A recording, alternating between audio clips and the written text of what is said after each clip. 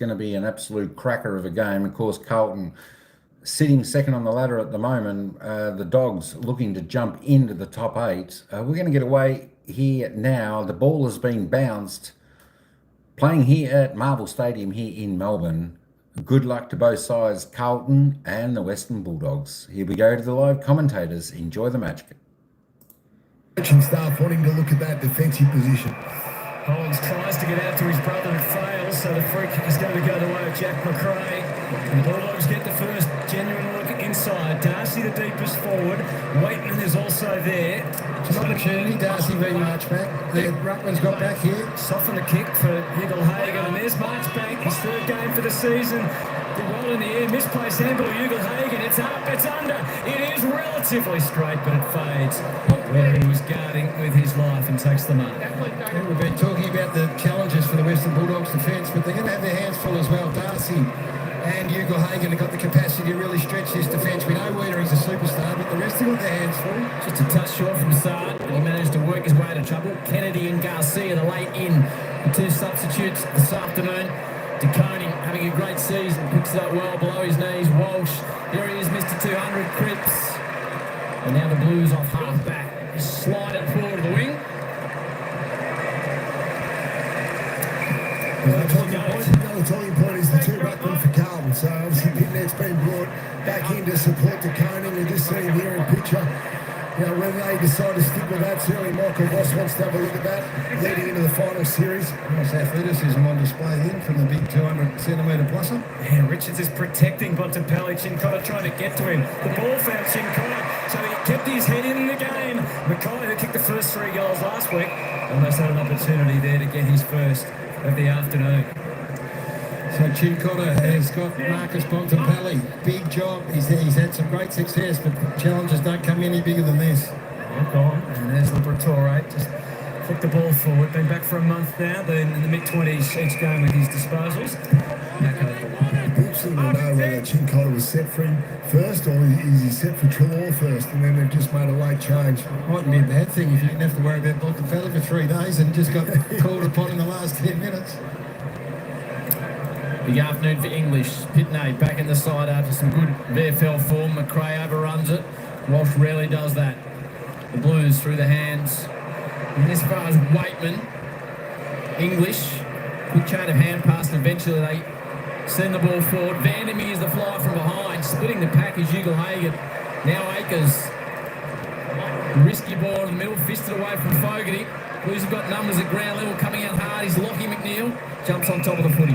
Carlton have been trying to find an extra stoppage. We'll just see another one here because they 70 points last week they conceded from stoppage, so pretty important they tighten up on that real early. Yeah, it was amazing, wasn't it? And that is a strength of the Dogs, potentially. Liberatore leads that brigade. It's been a problem all season for Carlton, really. Not a lot of weaknesses, but that is the scoring from stoppage against has been a big problem. And against the best in the business at scoring from stoppage, so fascinating.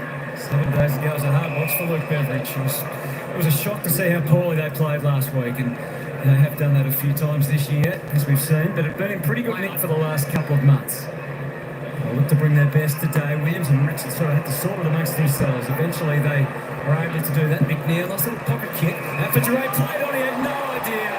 Big Harry was just looking and with plenty of intent. Hard to imagine he couldn't sense a man of that stature looming large, that he didn't, Taylor Dray just tiptoed in, guys. They're lightly up on his toes, is he? The big fella, might be a good sign. And DeConey is the deepest forward for Carlton. He's got the mismatch there with Nick Caulfield, so they're all trying to isolate nice and early. Through the hands of Cowan and Weedering. Side with that dash, just gets away from Ugle-Hagan. And the ball goes to the wing. Kemp delays the hand pass. Hollins out there with his brother today. Carlton fans loving the work of those two. Carmus has an early win.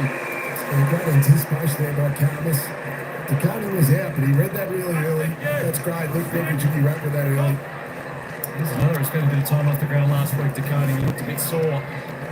They picked them all this afternoon, the Blues. No McGovern, who's been pivotal to a lot of their success this year. They've won 10 and only lost 3 this year when McGovern's been playing.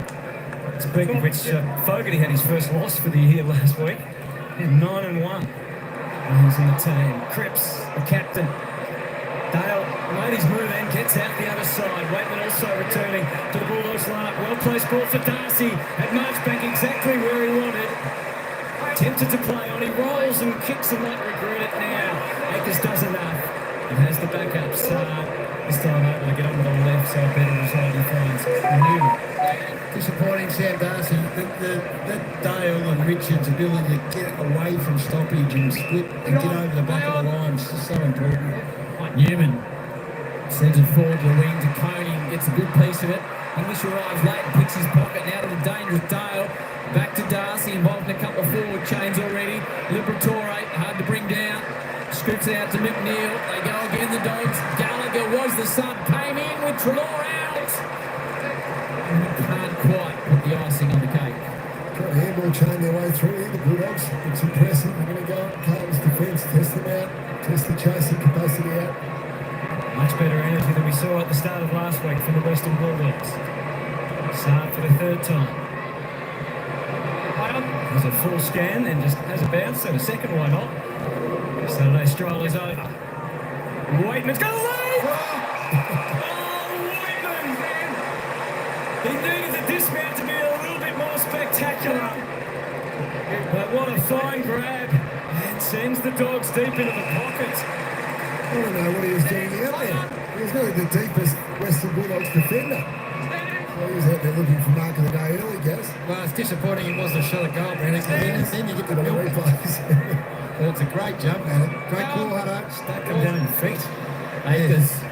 I like the forward craft that you need to milk the replays, Gary. Well, that's it. You've got to go back and take your 30 seconds. Not that I would know. Well, they have been on the end of a few. That is a great jump. That's the coning is 200 centimetres plus. Needed to get a bit parallel. Yeah, missed his sizzle last week out with the groin. Always a fire starter for the Bulldogs, Cody Waitman. English, Pitney, no room for McRae. The Ocean Grove flyer, Walsh just bends it around his body, sport away towards Dale. Touch ball, back to Walsh, Akers combine, and again Walsh looks to exit. And hits Harry nicely, started well with a good tackle. Williams has come on for the coning, so different mix forward of the ball. First sign of Curnow, he's got 2 to beat. Sometimes not a problem for him. Player goes to ground. And it's a free kick.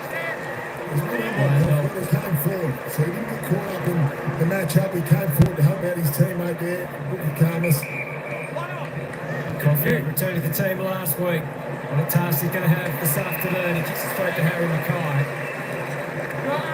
He has got a big task on him. He's playing on 200 centimetre plus ruckman, and now he's got Zach Williams, who's been dangerous when he's been inside 50. High ball, lob, absorbs. Liberatore, Williams. Let it help. Used it.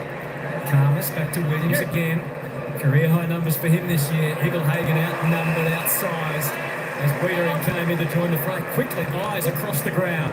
They work around the zone if they can. Kemp, who the full force of Jesse Hogan last week.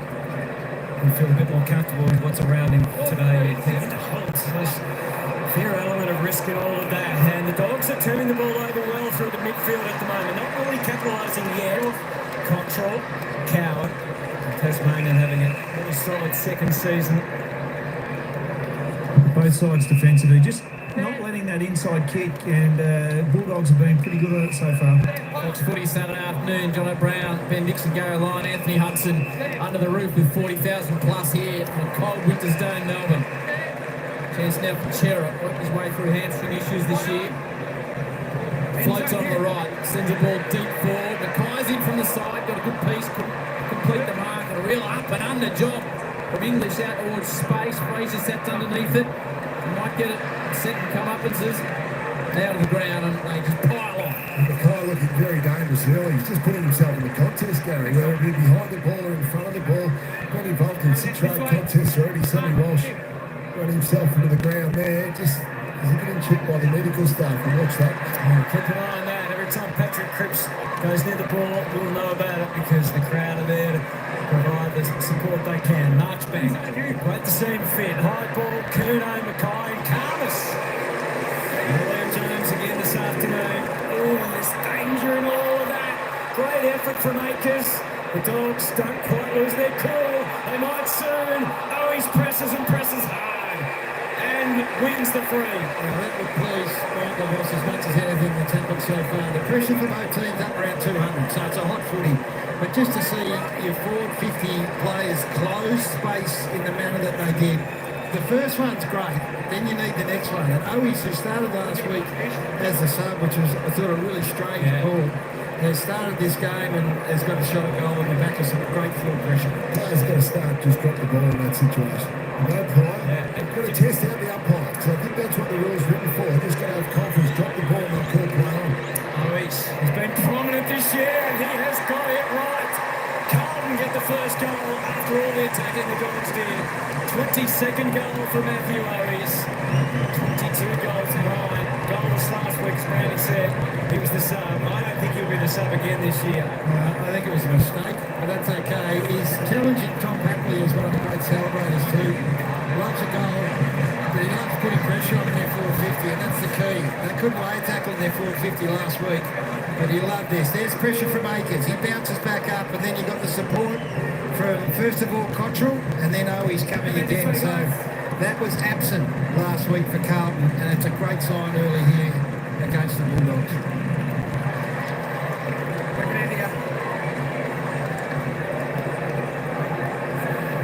So Owies with the opener. And the Dogs doing all the attacking early. You can see Sam Walsh back out there, boys, about to get the football now. So it was actually a boot issue, nothing injury related. Tried to get the clearance, managed to escape. Good tackle in the middle. The chance got him. Bontempelli. Love to see him cross paths with Cripps throughout the afternoon. A couple of Brownlow favourites. Ugle gets out the back to a dangerous area. The Dogs don't have anyone. Poulter arrives on the scene, looks for touch. Doesn't quite get there. Good tackle. Good contest. Early start for the highlight reel was Mackay at one end and Eagle Hagen at the other, and really jumping and launching at the ball. It's going to be a challenging day for their respective opponents. It's good to see, isn't it, with Ugle Hagen, Gas? Yeah, it is. He's been a little bit down on confidence, I reckon, the way he's jumped at it. There's a free kick here. So this is really interesting. A couple of storylines that are emerging here. They made 4 forward tackles in their forward 50 for the game last week, Carlton. So they've kicked their first goal as a result of forward 50 pressure, which is outstanding. But this is the opportunity at the other end of the ground for the Bulldogs. This man looms large. Wiedering covers off someone else, then the other two is going to get busy. Goals for the first time last week, and unfortunately doesn't really give it a chance there. 23 goals, 11 for the season remains his return. Boyd, who played some VFL footy with the Bulldogs on his interesting path through suburban footy to get to Carlton. Gets on a 1-2, slight fumble, long sleeve up. Mackay's been roaming far up, almost to the back flank to get his possessions early. It's going to be interesting how they manage their tours, isn't it, Carlton? We think they're all going to be a threat, but you've still got to manage the spacing. And if the pressure stays the way it is, then Carmus and Caulfield won't be, they're not going to get as exposed. They'll rely on their leg speed to get to these contests. Cincotta really wearing Bontempelli tightly. Free kick the Blues an advantage. They send it forward. Nice weighted kick to from Chera. Curnow puts it out in front of Williams. Dangerous around goal. Gee, that's a brilliant kick. He saw Owies the celebrator roll into the square and hit him.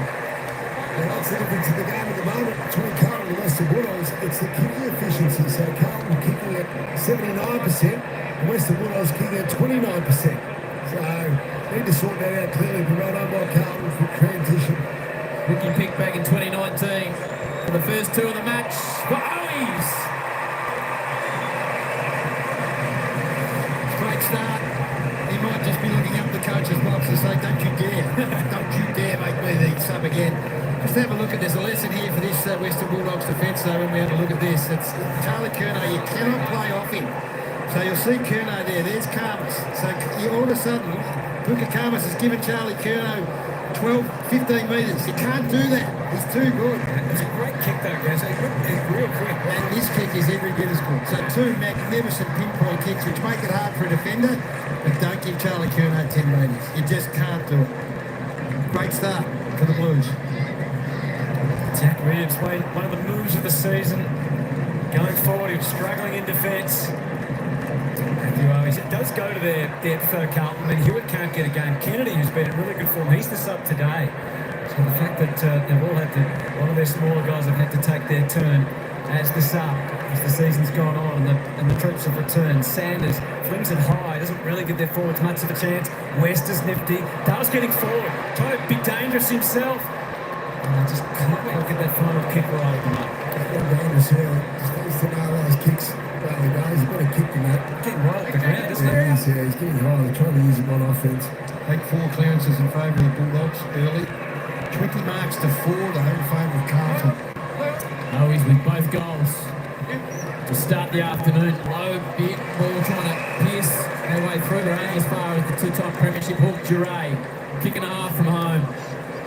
Flooded forward right in front of him, so he just pops it to about 20 from home. Blues flying front position. Vandermeer whips it out to Holland, who goes through hard and fast. He's caught on the way, bounces back up quickly.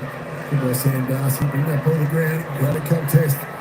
Can they create something here? So now the Blues are vulnerable from stoppage. Bulldogs got a strong midfield. Sanders still waiting for his first goal in AFL football. I don't want to be with that. Not far away round here, not far away. So number 1 forward 50 stoppage scoring team, the Western Bulldogs. And at number 18, the Blues in defending forward 50 stoppages. So you almost got exactly what you called for there. Newman gathers himself and drives. Right position for Lobb, who spoils with good intent to Ugelhagen. High, hoping. West is an unlikely target, crushed by Boyd, and Wiedering sees it out. Harry Mackay's been in as many contests you'd see from a key forward in the first 10 minutes of the game. It's a fantastic way to be. It's a great way to start the game. Give yourself every opportunity. DeConey flows on the footy. To Walsh. Kent was kicked, was stymied. So the Dogs trying to keep it in the attack. 50. Ugelhagen. Wiedering pressures him, just grabs it off him. What a season he's having. Concerns about a quad last week, but he looks okay out there after dropping a nasty one now. Fraser, early on in his career, goal. Down number 9 for Joel. Puts to a dangerous area. And Ugelhagen, he always looks so good when he stretches up. That's exactly what he just did. Actually like the way they're entering. As the Dogs inside 50, a few of those kicks you can clearly tell are just pulling a little bit off it. Just dropping it by about 10 metres. Kick drops lower and gives the forward an opportunity. I think they'll be thrilled with this too. So he's had a couple of real honest jumps at the footy. Sometimes you don't have to be marking them. As long as your timing's there. And that's clean there from Jamal. For 26th goal of the season. Pokes it and misses, and that'll hurt him a touch. It hasn't helped his goal tally either. He's 25 goals, 21, but now 14 misses for the year. Very efficient. They're scoring when they go inside 50 at the moment. 9 inside 50s for 6 shots a goal. Just the accuracy is a problem. That's a significant one at the moment for all their hard work. This uncontested mark, so they're up to, it's their 21st uncontested mark in the quarter. So Saw a lot of it last night, obviously it's what teams are doing against Collingwood in particular. It's long down the line though. DeConing was the last there, and he didn't have all that far to stretch up, but great to watch him full flight. He connects with Mackay. Now the kick into the 50. He hesitated and he's lost in the tackle from McNeil. He just watched the hips and wrapped him up. a brain fade. Yeah, a couple of teammates running hard, goal side, but just didn't pull the trigger. Long back in defence. It's scary when the counting comes up and takes a contested mark like that. Long ball down the down cousin. Wiedering is just so strong. He can't be out-bodied in those contests. That's 3 intercept marks he's taken, Jacob Wiedering. So Jamara has to be able to halve that contest, or even Riley West, if he's there, jump up hard and bring it to the ground. 4 times in the All-Australian squad, Jacob, without getting a blazer as yet. Maybe this is the year. Once again, just Doggies onto that transition, just to stop the fast play, not allowing, obviously, the forwards to get any quick looks here. Boyd and Wiedering. Boyd takes on Duray, gets past him in the end. Now Chera doesn't have anything short, so sends it down the line of Kay, who's been in everything so far as Harry.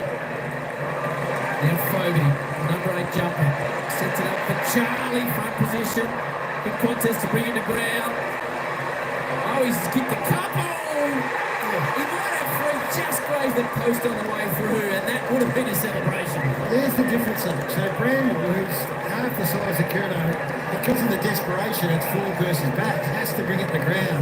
It's got to happen up the other end. Wiedering can't be allowed to intercept Mark like he has. Moved it out systematically and with good energy. McNeil just kicks to open passes at half forward. Kemp, knowing that Richards was just sweating off him, so it made it a little awkward. Dogs being persistent. Newman gets rolled over. It's a ball up as a result of the ball. She was a bad kick in there. He has to kick the grass, but he knew he had the speed of his teammates to make a contest. Tom Powell showed everyone how to do it last week. Yeah. See more of that from centre half back. Sanders to Bolter. Scrambling high ball. Akers eyed it all the way and didn't flinch. Takes the mark and now Wiedering tries to get involved. With ball in hand on the offence for Carlton. They do take it wide to Owies. He's been tracked well by Bramble, so let's see if they can get through. 7 disposals already for Wiedering. He's causing a problem for the Dogs down back. Owies kicked the 2 goals off the match. Chins off the outside of the boot from Akers. Opens the opportunity briefly for West. Wakeman's already taken a hanger. McRae, a little slider forward out of the hands of Gallagher. And Akers is there again. Down towards the AFL logo. A good mark by Holmes. One on one for head of the ball now. If they go quick, Carlton, and why would you with Curnow and Mackay as your target? Elijah picked 7 in the draft when he went to the Gold Coast Suns. Now down at Carlton with his brother. Warm applause for Patrick Cripps and his 200. The man from WA, the Midwest. English is there. Curnow arrives late on the scene. A couple of bites of the cherry. Walsh. There's a second time as Sam picks it up between his legs, which was tricky, but in the end couldn't get the ball in play. Yeah, so they've got a few issues. Wiedering, one of them for the Western Bulldogs. Blake Akers, 11 touches, playing off that wing as well. Getting back to defend and pushing hard forward. He was the one that put the pressure on that resulted in an Owies goal in their forward 50 as well. 4 minutes to go in the opening turn. Through the fingertips of Takani, basically hurled out from McRae to Akers. Another possession. Mackay! Vice-like in the air. Lott was right there. Helpless as it turned out against Harry. He's had a fantastic year. He's a player playing full of confidence, guys. Saw it from the start of the season when he kicked straight, got his confidence up through that, and the way he's presented today has been magnificent. Roy Love hasn't done anything wrong, but he's been right there every time, and Harry's just been too good. Goals just once so far this year. He was out goals last time these sides met, but before that, he had enjoyed himself against the Western Bulldogs. He won't enjoy that. Remains on 39 goals for the season. There's 94 touches goal to 58 the Western Bulldogs. You wouldn't say the Dogs would be unhappy with the way the game's That's right, they've been inside 50 10 times to 7, Hunter. Randall shows a bit of it. Just joining us, Trelaw was a late out with a calf in the warm-up. Garcia came in as the sub. Gallagher was elevated into the starting side. Trying to work the slope through Gallagher. Doesn't want to get a boot on it again, but he's going to come back with interest. Fogarty sends the ball deep, and Harry's miles out on his own. And a couple of Dogs looking at each other saying, how on earth did that happen? Well, it happened because you're running through the middle of the ground and you just tell everyone what you're going to do by hand and let Carlton know, and then you just handball it straight to a man who's got 2 blokes on him. And in the most dangerous spot round, right slap bang in the middle of the ground. Watch this. It's a peek out. Here, this one here. Don't get that. We're off just blanking on your boot. 29-29 last year, this year 39-17. So his kick boot has been on. And Harry is on the ball. The Blues have got the first 3. Yeah, it's if you're a defender, you're joining the playoffs, they're all drilled to join those half-back turnovers. Going through the middle, you expect your teammates to be able to find a target and at least result in your 450, and you just get left hung out to dry. Obviously, Harry McKay on his own, there's nothing really I can do about that, but you just see that handball there and puts him under pressure. You need to know as the runner. You need to know not to call for the ball and just be there and support. But have a look at, as the Carney now, Mackay's even further back. Nothing there Lobb can do. Mackay, understandable, he's not going to chase Lobb out. He's just going to wait and see what happens. And obviously, Carlton's pressure was good enough through the middle of the ground. 8 inside 50s, they've kicked 3 goals too, so 5 shots from 8 entries. The Western Bulldogs have had 10 entries for almost half the possessions for 6 behind. So, Hutto's right. They haven't been blown off the park, but a little concerned now. Injury concerns for Carlton. The boy's just gone down into the room, so they're looking at his right shin, so I'll keep you posted. Elijah Holland sends it in. Williams wasn't sure whether to fly or not. Knocked away by Fraser. Cripps tries to track it. He was ready for Liberatore. And Liber grabbed it. You can hear what the Carlton fans thought of it, but there was no prior. Gale's been right around the footy so far today at both ends of the ground. He's had 8 disposals already. Carlton fans just loving their footy again. It's great to see. So exciting last September. There could be even better to come. Gerrard to Williams. It's been a master stroke from Michael Voice. A little signal, a little smoke signal. Over to you, Harry. You might as well kick another goal if you left. No. Well, it's just starting to fall into place. The block's the one they've got to start to get involved. So is that just 3 possessions? Chicotta doing a pretty good job on it. Bramble to reset things for the Dogs. Under siege, defensive 50 for red, white and blue at the moment. Favour the outer side. Low piercing ball is good to Poulter for his 3rd game of the season, the former Pie. He's got Ugalhagen. Not sure he wasn't able to convert tomorrow. So Wiedering drops back his man. He just drops back into the hole. Exactly where he arrives. Gary has picked it before it happened. So this is their issue. It's his 4th intercept mark, and they're going to have to Tom Stewart him at some stage, and that is put some genuine work into him. You can do a better job kicking the ball out, eh? Well, you've got to spot him realise, straight up. you've got to realise if you're up there without your man, then your man's going to be 50 metres. It'll be 50. Duray does well. It's a 50 call on Zach Williams. Right over the mark. Yep. So what are you going to do with Wiedering now? Well, they've got to change their attitude for a start. So whether it's Jamal Ugalhagen who stays in that role, he's got to be able to compete much more aggressively in the air. He's been outmarked one-on-one, and then that's just all on Jamar in that last one. I mean, he worked up with the wing, as Brownlee said. You've got to be aware that if Wiedering's not standing the mark, he's going to have to be careful where he kicks it. Been a struggle today in front of the sticks in the first term for the Dogs. Duray hasn't kicked a goal this season. In his 15th year, Taylor Duray, just to calm things down for the Western Bulldogs to a chorus of boos, and now a chorus of cheers and a heavily dominant Carlton fan base here. Yeah, they need to do a better job. Maybe they need to look into the corridor a little bit more. Now, Carlton's doing a very good job of blocking up the corridor when the Bulldogs move the ball, but you need to take it on. Don't just keep kicking it to Wiedering. Duray hasn't kicked a goal for a couple of years. He'll be disappointed with that. That's their 3rd set shot out of those 7. Here's the 50. Just the timing too, close to quarter time. So there's the marks. He's well forward of the mark already and just doesn't go back. So 11 entries, 7 behinds.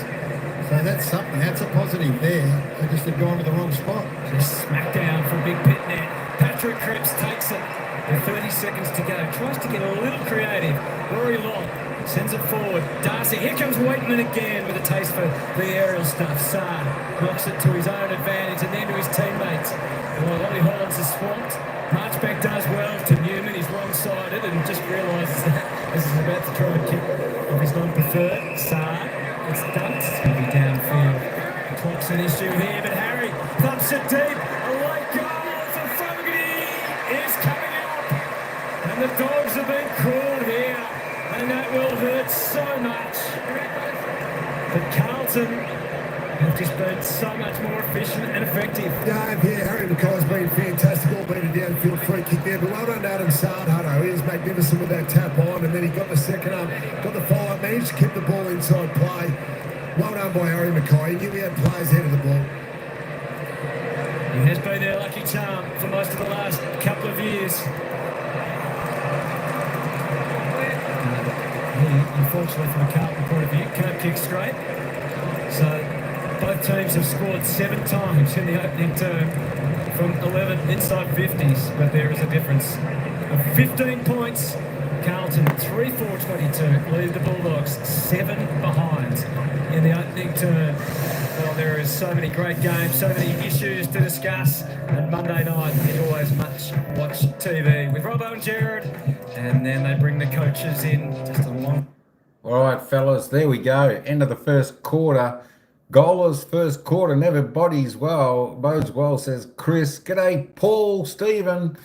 Let's hope for a close game so Chris can get down to the pub, have a beer, and watch this game. You're right, though. I tell you what, if they kicked a bit more accurate, they'd be well in it. It's a fast-paced game here at Marvel Stadium. 3-4-22 to, well, there you go. I tell you what, are they kicking inaccurate or are they kicking accurate?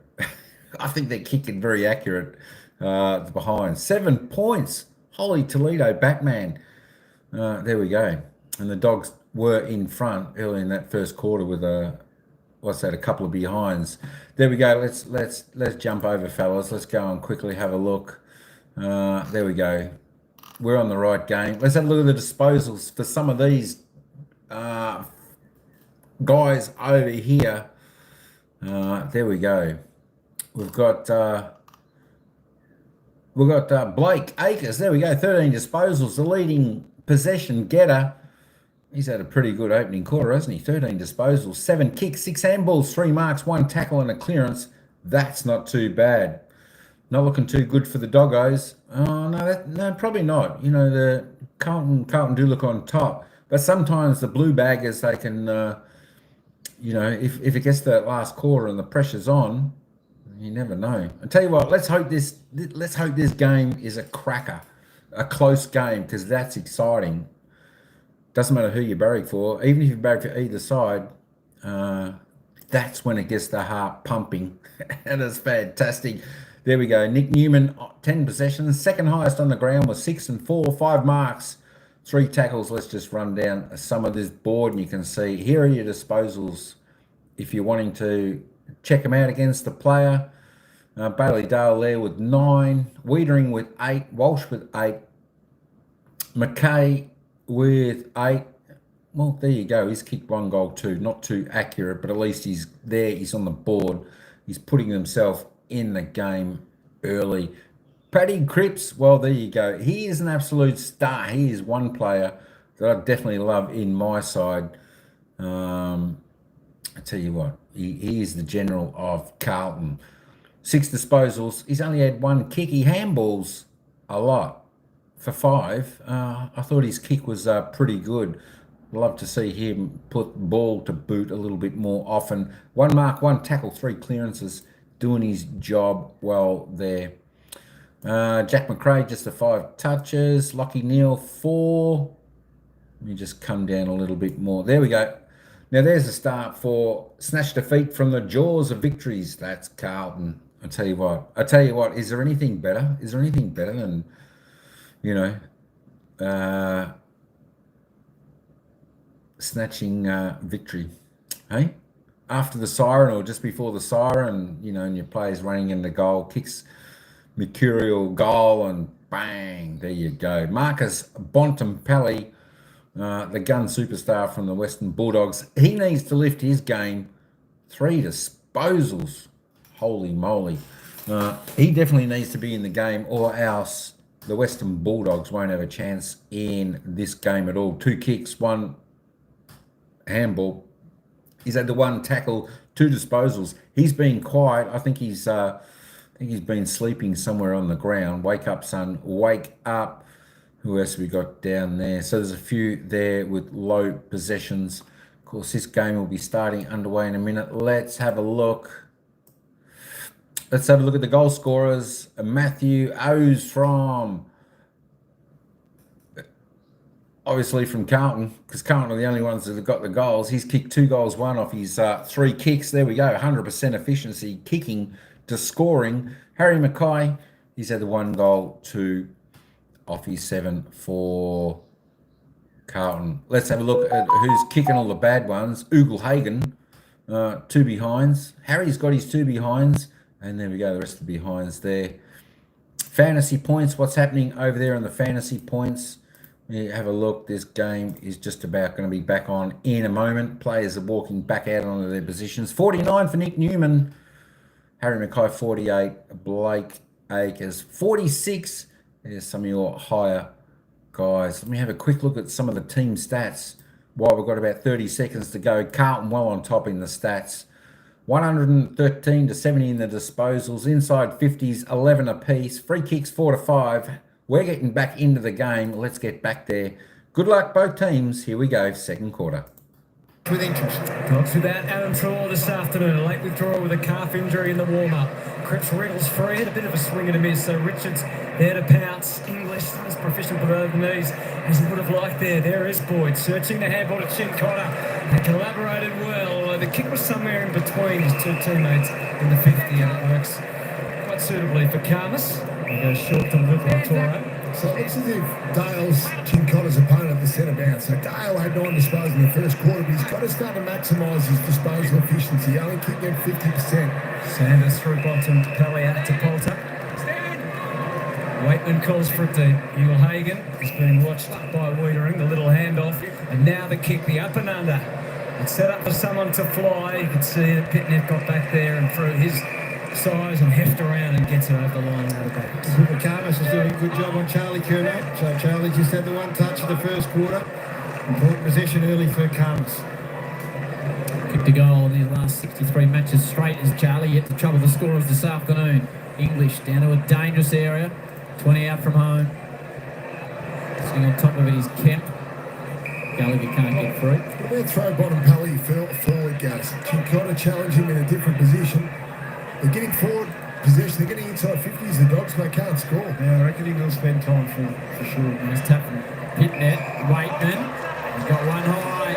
So the man that took the hanger can provide a bit of spark in the opening goal.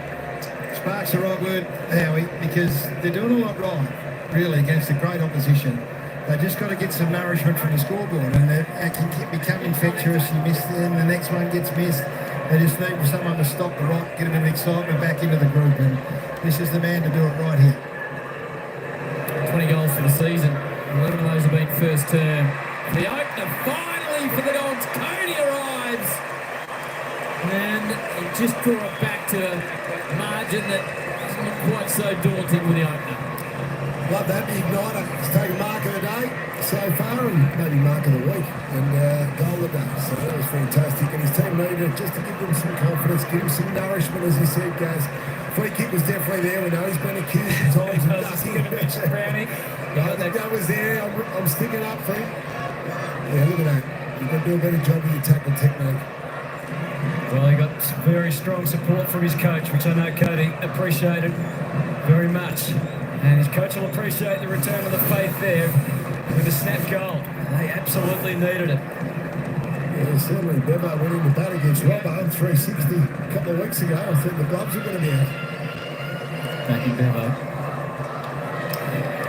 9 points the margin. And English was about to make the great escape out of the middle. He was watching again last time that they just called play on it, running out of the circle. He thought maybe there's an opportunity. Didn't want to ruin their stats, I don't think, Gaz. Back in the middle. Good scrap in the air, now underneath. It fell for Richards, off to Liberatore. Waitman wanted the ball leading up to the footy. But there's Wiedering. Almost snatched by Darcy, just had purchased one up. Well, that's what we've been talking about, his 50 intercept mark. So again, for Jamara, it is halve the contest. You don't expect you to be marking this. You've got to halve the contest. The other options you mentioned, it's a little different compared to Tom Stewart, but it is to try and, as the Giants did last week with the Riccardi. Yeah, I think that's something they're going to have to start to think about. Or he repositions himself and gets in behind Wiedering, because he's been moved up the footy a bit too easily. Cowan's ball's intercepted by Richards. Being fine fiddle in the middle of the ground. Here's Ulehagen again. This time they bring it to ground with the assistance of Darcy. No forwards move around. I'd love to see bottom Pally go deep there. That's Ulehagen up to centre half forward. Challenge Wiedering in a different way. Just to change a few things here. English stands beside Pitnet. Back in the side. Strong unit. English gets a fist to it. Bontempelli arrives. Hooks it round the body. Into the champ. 2 in a row for the Dogs. This is what he does. He's got a bit of Charlie Curnow third quarter about him to Bond too. I've seen him have some quiet first quarters, and then by the end of it, he's got the sort of numbers that has elevated him into the rare air. And this is their one more goals and scores from stoppage around the ground, but particularly inside their forward 50, and this bloke's got a lot to do with it. Carlton defending forward 50 stoppage is as bad as any team in the comp. So there's a lesson. You take note of that. Maybe it is he takes Chincotta deeper, as you suggested, Brownie. It's certainly at stoppage. Yeah, look, we can't claim that, Gaz, because he wasn't playing full forward there. That was just part of his stoppage craft. He does play centre bounce forward. He just floats forward within play. Chincotta watching him all the way at the moment, but well done dominating from stoppage again. His 25th goal of the season. It's his best goal average in his magnificent career, Marcus Bontempelli. He's trying to take his team with him, thrusting it forward. Chera was on the job though, flicks the handball through pit net and then Walsh. Oh, I'm not certain that was a legal handball, but apparently it is. Back to Chera. Fraser, 2 terrific efforts from the youngster. Still single-figure games, but giving his best to half forward and good strength from Coffey in the air. Much more comfortable opponent against Zach Williams. And the former Saint, he's got through his ACL and out his second club. Club he grew up barracking for. Has the footy across half-back. Still aren't able to switch here, the doggies, so Carlton defending it really well, that corridor. And again, the flyer, assisted by Ugelhagen. Chincotta. DeConey just tries to wrestle his way clear. Does a pretty good job of it.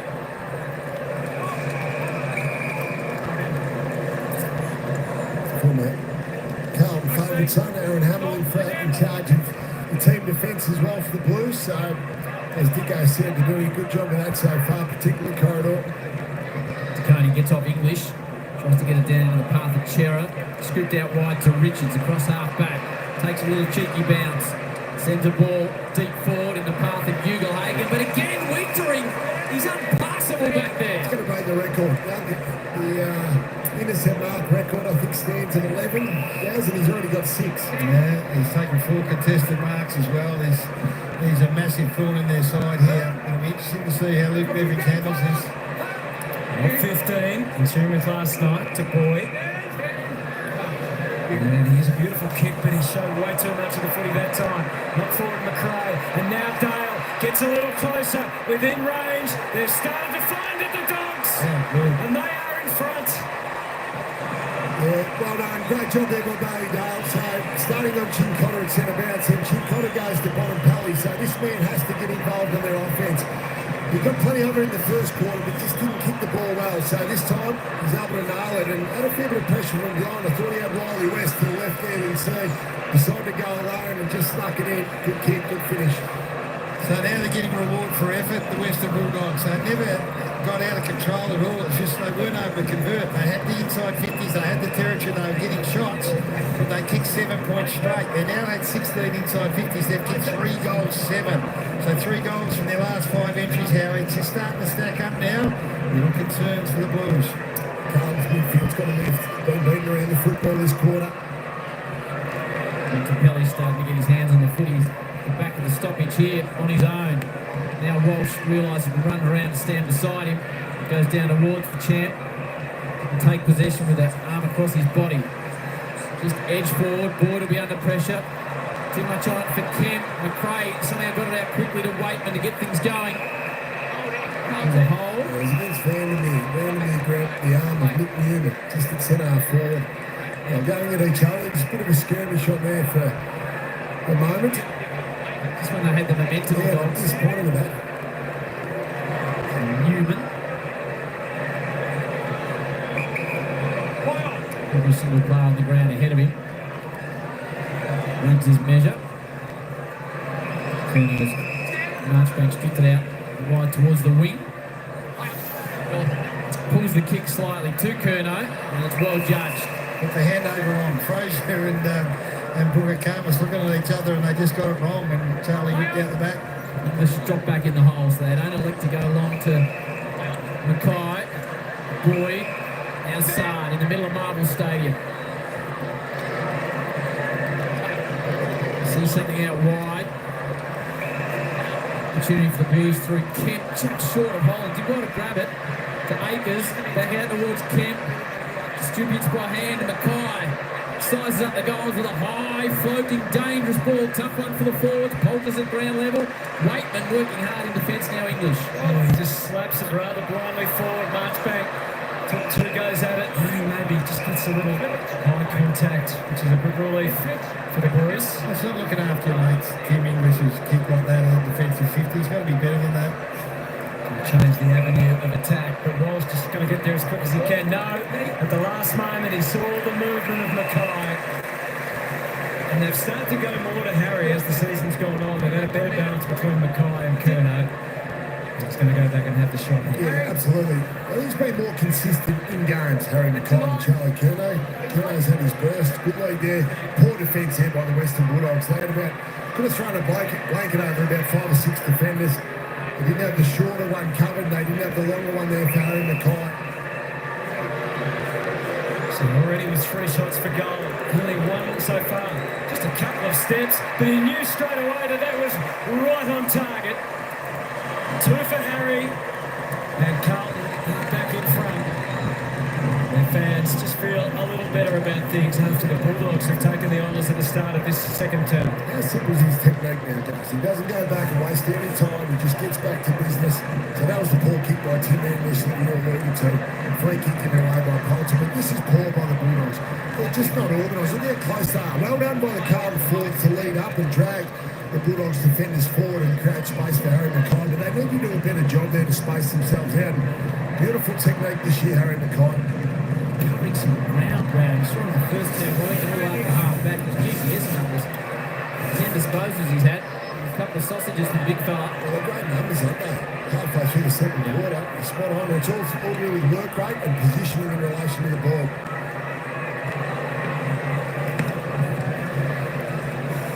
Darcy has a run in the ruck. Cripps. Not sure how he got it out. He managed to just squeeze it out towards Holmes. Carvis does well. This has been a big win. So Harry's causing all sorts of problems, but Carvis on Charlie's been a massive win for the Dogs. Oh, he's been so physical. Even before the ball gets there, he's not allowing Charlie to run and grab at it. Do you consider making the switch, Lob and I've been watching Rory lob off the ball, Brownie. Sure, he's got a lot of defensive craft just at the minute. He's only been down there for a handful of games, so but you got to exploit that for the Blues. Koenig's hand only goes as far as Poulter. He doesn't get it past Holland. Sanders applies a good tackle, but the one arm restricted. Or just stays in play. Richards. Oh, he's gang tackled across the line for his trouble. It's been a great contest, both teams. Their pressure early in these pieces up around 200. They haven't taken a backward step compared to go and attack.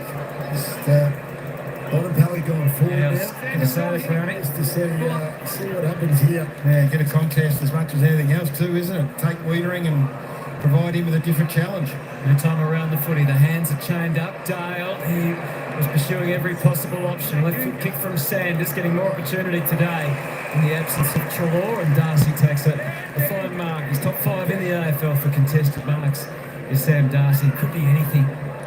So a whole lot of medical and injury issues last year. It's great to see him play regularly, but he'll regret that kick. You've got to know Carlton's got an extra number beyond the ball. So the Western Bulldogs are bringing an extra midfielder up. Chance to redeem straight away. Sorry, so but you know that going into the game. So you're all in the team meeting. Luke Beveridge says, boys, we're going to play an extra midfielder, which is going to come from one of our forwards. So therefore, Carlton are going to have a spare defender, which obviously is Jacob Wiedering at the moment. So don't kick the ball to him every single time. Coach Brown has spoken.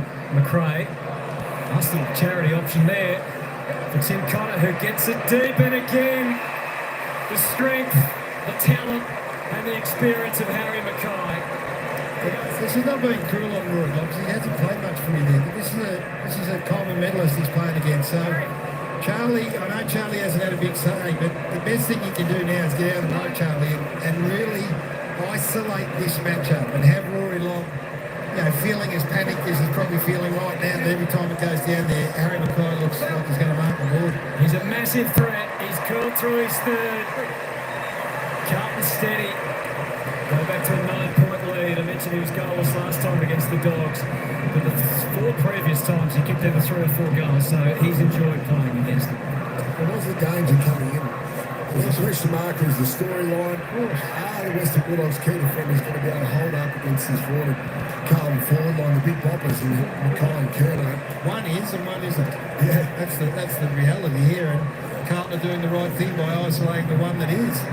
And then Charlie Curnow at some stage, Booker Carmus has got his measure, but whether he can hold him for a whole game is going to be a great challenge. But He's coming, Gaz. He's coming for Charlie. I think he can see and feel a big bang here, Hutto. So maybe Charlie said get off him a spell. You stick with Rory Lobb? I don't know what the options are right now, apart from swing Carmus across.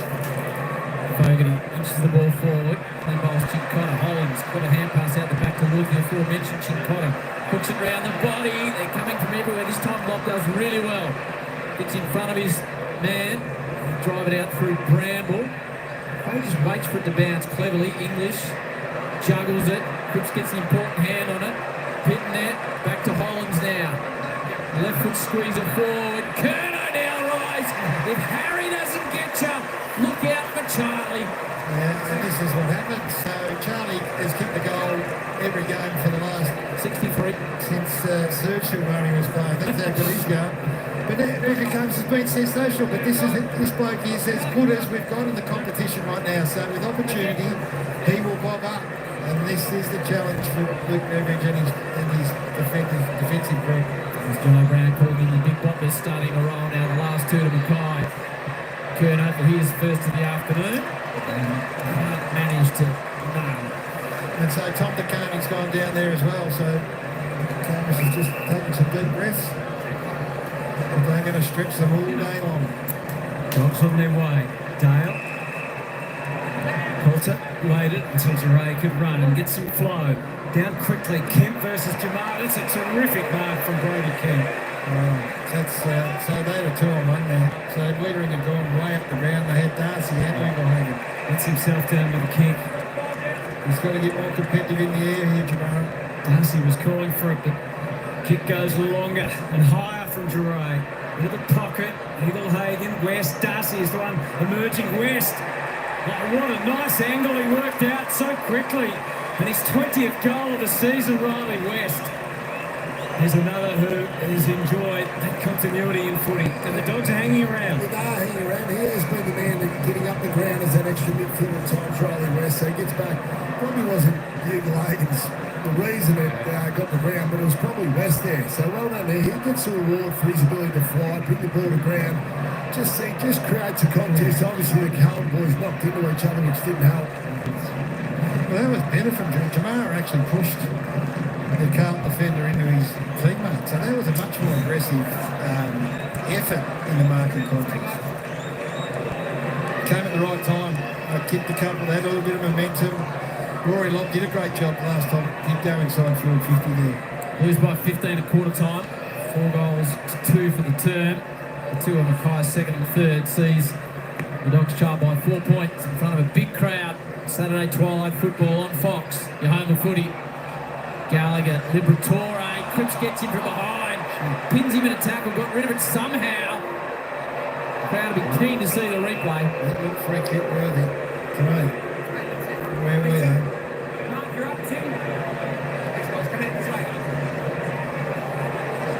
We'll look at that shortly. Pitnet, Williams, English. Floats it forward. A tricky one for Eaglehagen, but he got off. Wiedering by a metre now. Can he take advantage? Darcy's on the lead, but he's a beautiful long kick is Jamara.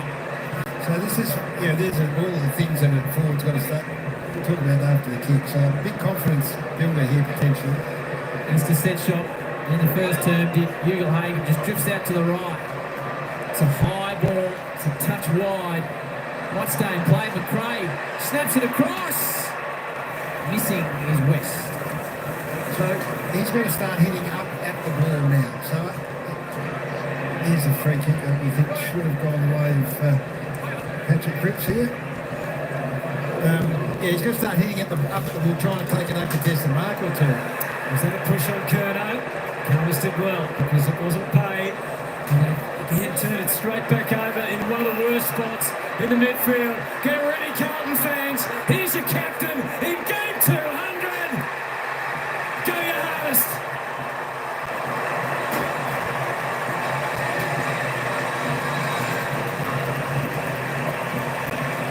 I think when you get to game number 200 round here, and you're in the sort of form he is, you're entitled just to say to Tom DeConey, who's hit back the goal on his own, I'll take this one, and there's Mum and Dad, and A little one. There it is, number 9 on his back. yeah, good. That's There's some YouTube videos of his old man doing that in a few years' time. I watched it. I don't forget to see Tom DeConey. He's hitting at the school there to the goal square, but Cooper says that.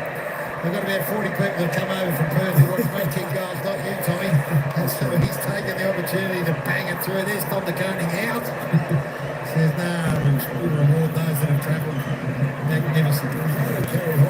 for a long period of time there, as that replay showed. Right on the grip. There's much love and admired by not only Carlton supporters but the wider football community. Great finish. It's a great highlight for your 200th game. Cripps takes it back out to a 9-point margin. In the middle, Liberatore. Eagle Hagen, Darcy, 1-2-3. Eagle Hagen left it for him, chain of hand pass. Vandermeer sets it for Waitman. Sard does well. Couldn't get the conversation between them, Darcy and Eagle Hagen, and then it's fisted across the line.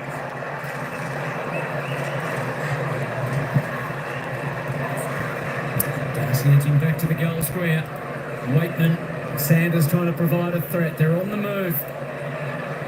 Walsh, Liberatore. Wills it back the Dogs' way. Sanders, Cowan, takes care of business. Holland's around the corner. Cottrell, McNeil. Back they go to the square. English. Hitting it. Did a bit, but not enough. Oh, brilliant tackle from Hollands on Bontempelli. Outstanding. Brilliant tackle by him. Instant kick in, and apparently that's okay. And the Blues are trying to get it out of defence in a rush. Harry's took three. He's working off half back at the moment. We'll get a look at that tackle. There's a goal saver on the champ, Bontempelli. Lob in the hand pass chain. Now into the hands of Caulfield. Not his best effort. He turned it over to the hot hand of Harry Mackay.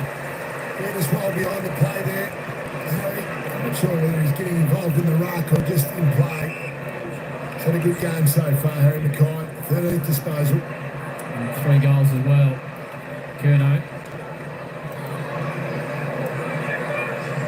Scooped down the back by Chincotta, but he's given it straight to the opposition in Bramble, the former Hawk. A spiral. Barrels it forward inside 50. Wiedering's there. Eagle Hagen claims the mark, and that's what we need. Much better. For the young man to keep Wiedering just a touch on the back foot. It's just a much more aggressive jumper. And look, I don't know whether it's by design or not, but he's not caught under the ball. You have a look at this. He's not standing under the ball with Wiedering nudging him under. He's come from the side. Now, he missed a couple of opportunities, but this time Eagle Hagen sends it home. High quality game of footy. So I don't know if this is by design or not, Brownie. So let's give the young man his credit. His starting position in that marking contest was perfect because Wiedering doesn't know where he is. So he pushes off to the side here. So there's Eagle Hagen. Well, he starts to lead to the side. Waitman engages Wiedering, which is nice as well, but he comes in from the side. He doesn't stand under the ball where Wiedering can see him and nudge him under. And the finish is perfect. Yeah, well done. Took the most, made the most of the opportunity. Mistake, defensive mistake there by Carlton. Harry Mackay was playing on the little fella. The Bulldogs, I think it might have been McNeil. Sard should have came up and swapped over because Mackay should have been involved in that as the loose man behind the play. Titans up again. Bontempelli versus Cripps, not for long. The cavalry arrives and the biggest guy there, Pitnet, threw his weight around to Cripps and the shovel a handball, a poor one from Newman. Has to go in after it, trying to retrieve the situations. Richards almost got out the other side. Vandermeer back for Dale.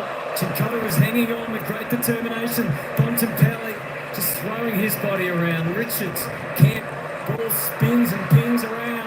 McRae to full forward at the back. Bailey Williams! That's a bit of a rare sight. Bailey Williams running hard and getting close to goal. And he got the rise at the right moment, and he will go back and try and put the Bulldogs back in front. Slipped down nicely off the wing, rolled down with the play. They're getting confident, aren't they? The flankers, the wingers here for the Dogs. They're starting to get territory, the Dogs, this quarter especially. Nice job. Just 3 goals for the season, Bailey Williams. Should make it a football throw here and now.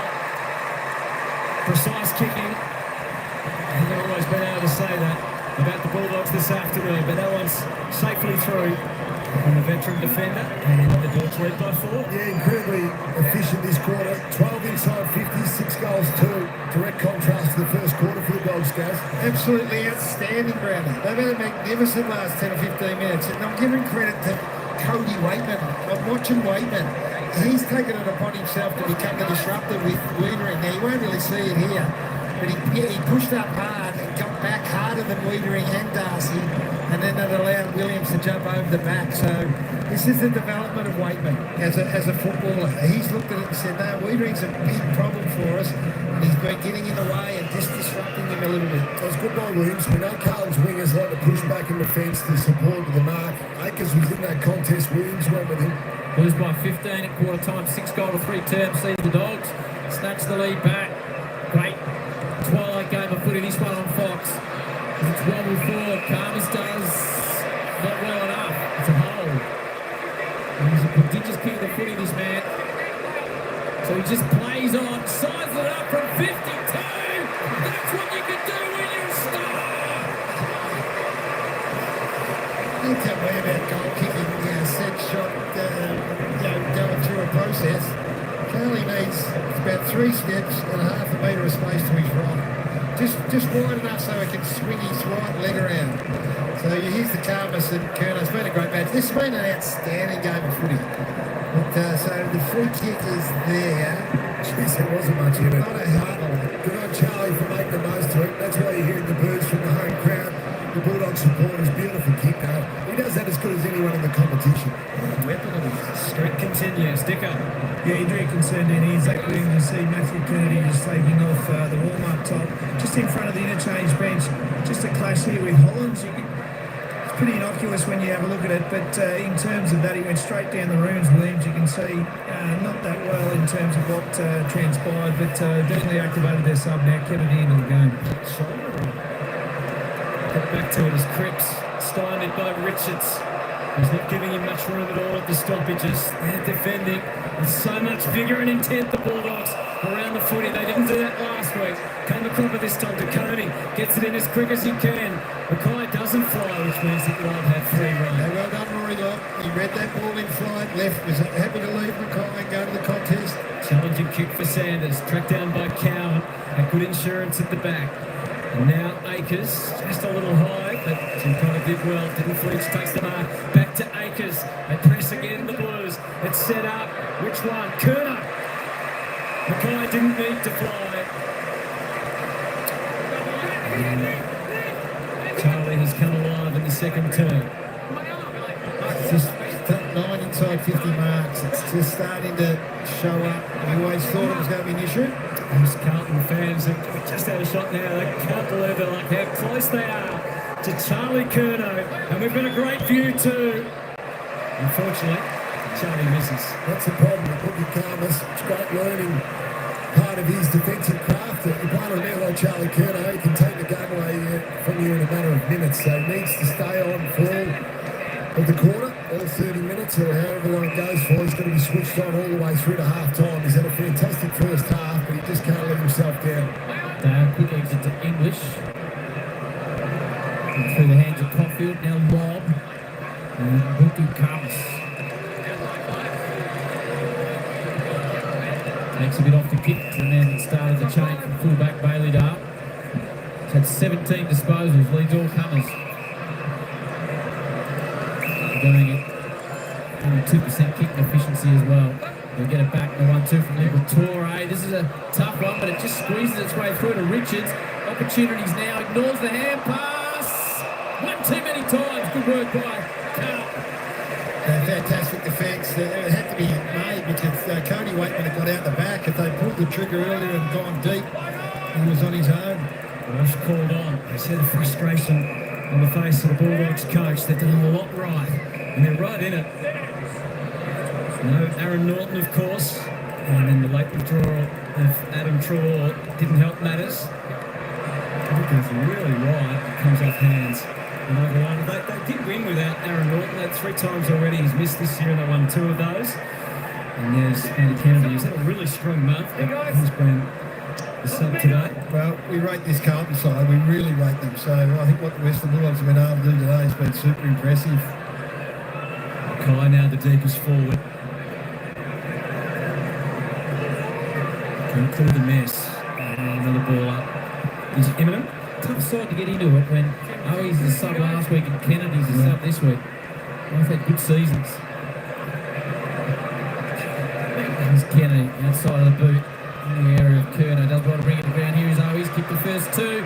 Dangerous inside 50, blazes the ball forward. And can't manage to score. Here is Williams. He's on the ice.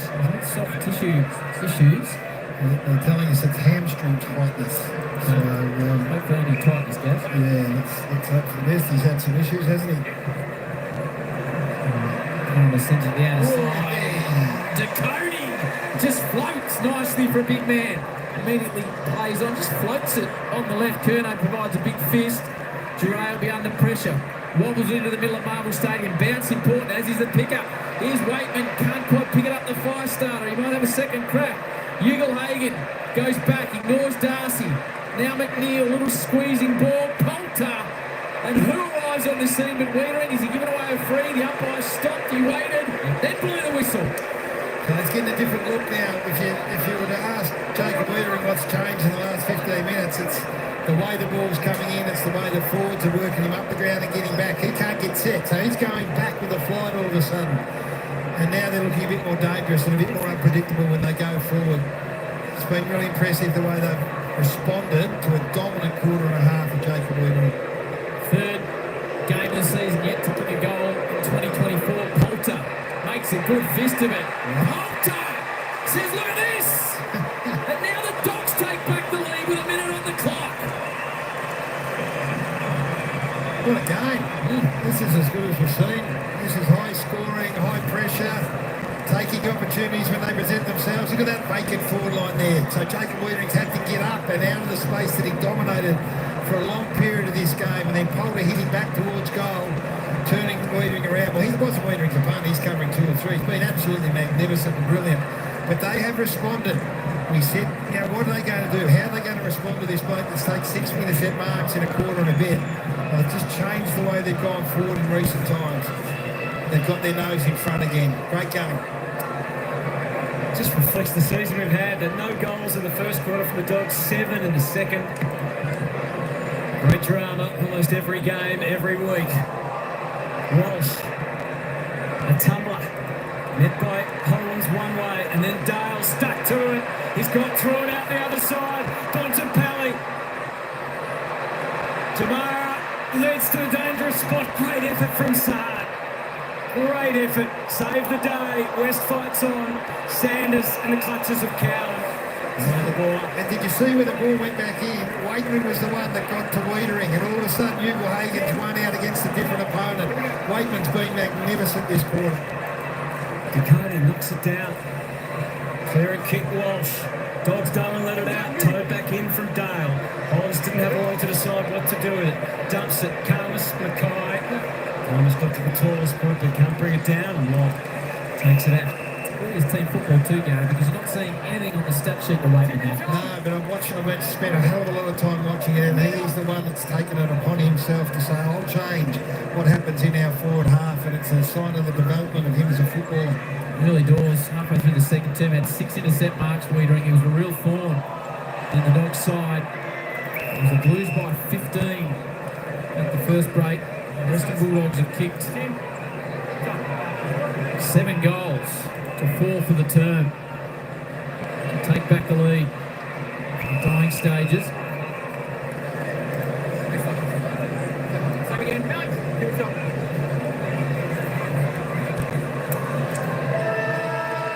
Good quarter.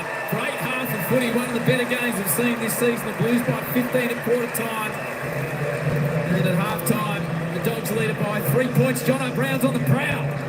Yeah, down here with Noel, premiership captain, but now Carlton coach Michael Voss. How'd you see that second quarter? They got back into it, the Dogs. Yeah, they did. I mean, not all around the scrimmage there, they were pretty strong. Anything that sort of went in that loose ball, they were able to sweep on pretty quickly, which obviously gave them the ascendancy. So I thought we bounced back a couple of times there. Obviously, they're right a half back with Dale as well, so was a problem. So yeah, a couple of things to get after. Seems like Chincotta starting on Dale, but then he goes on to Bontempelli. Have you seen that matchup? Well, it's actually been okay, but it sort of shows you that one part happens and the other part it releases somebody else. So we'll probably talk about that as coaches about what we do there.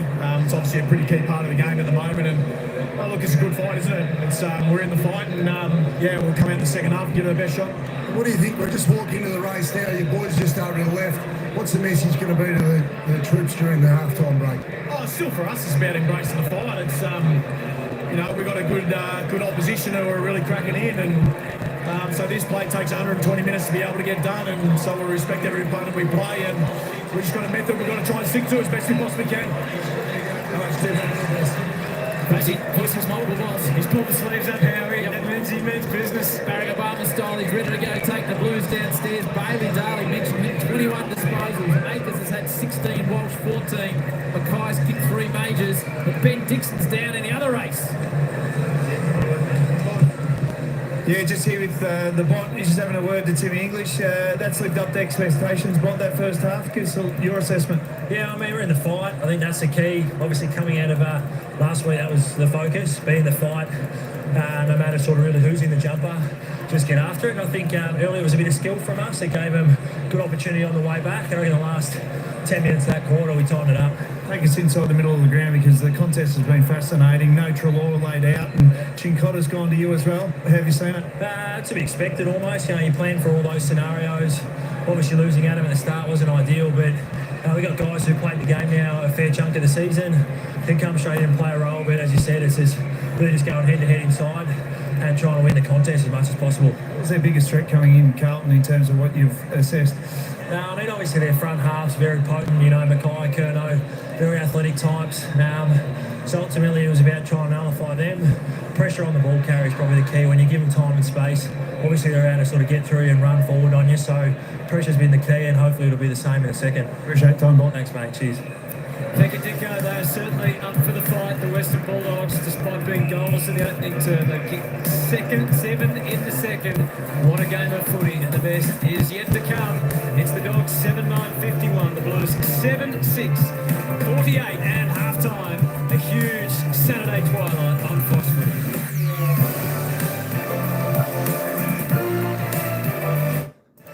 All right, so there you go, folks. I tell you what, fellas, it's a cracking game.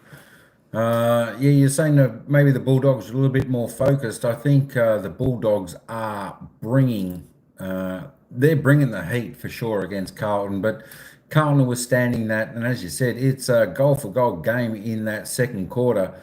After the Doggies opened the first term with just 7 behinds, they came out in the second and kicked 7 goals to Carlton's 4 goals too. So a lot of scoring, a little bit more accurate in that second quarter, which was great to see. I tell you what, folks, we are being treated to one of the games of the season so far. This game definitely feels like a finals game to me. It's got that intensity. It's got that hard pressure. I tell you what, the players would be enjoying that little bit of a rest now, get a few oranges and some hydration into them. It's I tell you what, it's a cracker game. I think Chris will be down in the pub watching this with a beer. It's a great game. It's a great game. Be interesting to see what happens in the third quarter. Of course, the Bulldogs went in here as underdogs. Can you believe it today at 271, and Carlton were hot favourites at 143. So as they stand, if the Bulldogs, we're saying if the Bulldogs win, they'll be in the top 8. That is correct. If they win, if you look at the live ladder right now, the Bulldogs will be sitting 8 on 36 points with 114.5 on the percentage. Carlton's still in second position if the scores stay like it is till the end, with 5% over the Catters, but we've still got a half a game to play here. And I tell you what, it's a ring-a-ding-ding game here at Marvel Stadium. Money to be made gambling if you can pick them. I tell you what, it's the hard piece, isn't it, to pick the winner? I tell you what, it's not easy. But there's sometimes like this where, you know, that's like where if you think Hawthorn are going well against Fremantle, you know, you could have something on them. I think Hawthorn were 205 to win. Freo are in at favourites today. Even though it was down at Tasmania, you know, you can pick up a little bit of extra. I thought last week North Melbourne were a good chance to win, and they did, and they got up last week at a bit of value. Oh, I tell you what, the Bond came into it a little bit, and Paddy Cripps, the two, I like the doggies since their grand final win. I know they just haven't got that form back as such since then. But I tell you what, looking on how they're playing today, looks like they got a bit of that form back, just their pressure. You know, Lee Fafa, how you going? Go the Blues, go the Blues. I tell you what, good luck to the Blues, good luck to the doggies. This is anyone's game here at half time. What's the score difference? Only 3 points the difference here at half time. And I still can't pick a winner. The Dogs came out absolutely firing in that quarter. But as I said, the Blues withstood a bit of that pressure, and of course the Dogs, just the pressure. I didn't see the pressure gauges come up, but I'm tipping they were both at about 200 to 220. The pressure gauges would have been off the charts in that quarter for both. I play AFL, but I can't play it now because I'm injured my leg. Oh, hopefully you get back there, Stephen. Hopefully you get back there. Do it for Bevo. I tell you what, comes under scrutiny sometimes, Bevo, doesn't he? But he's a pretty good coach. I think he's well loved down there. The players play for him. He's a good coach.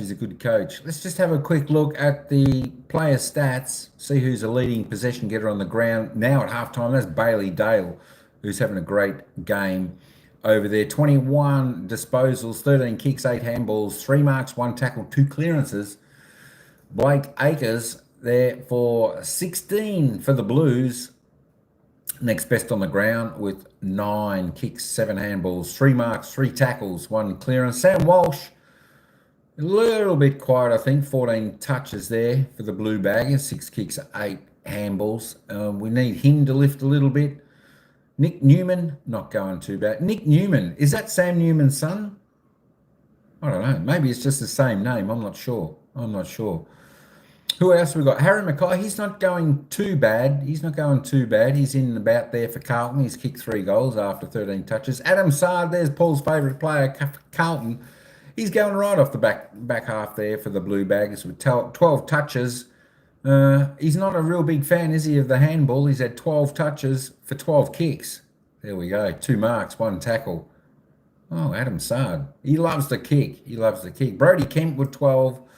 Jack McRae there with 11. Tom Liberatore, I should say, his son there, not going too bad with 11. At least he hasn't copped any big hits or gone off with concussion this week, which is good for him. 11 touches, 4 kicks, 7 handballs. He's had a couple of marks. He's had 3 tackles going well. Paddy Cripps, a little bit quieter in that second term.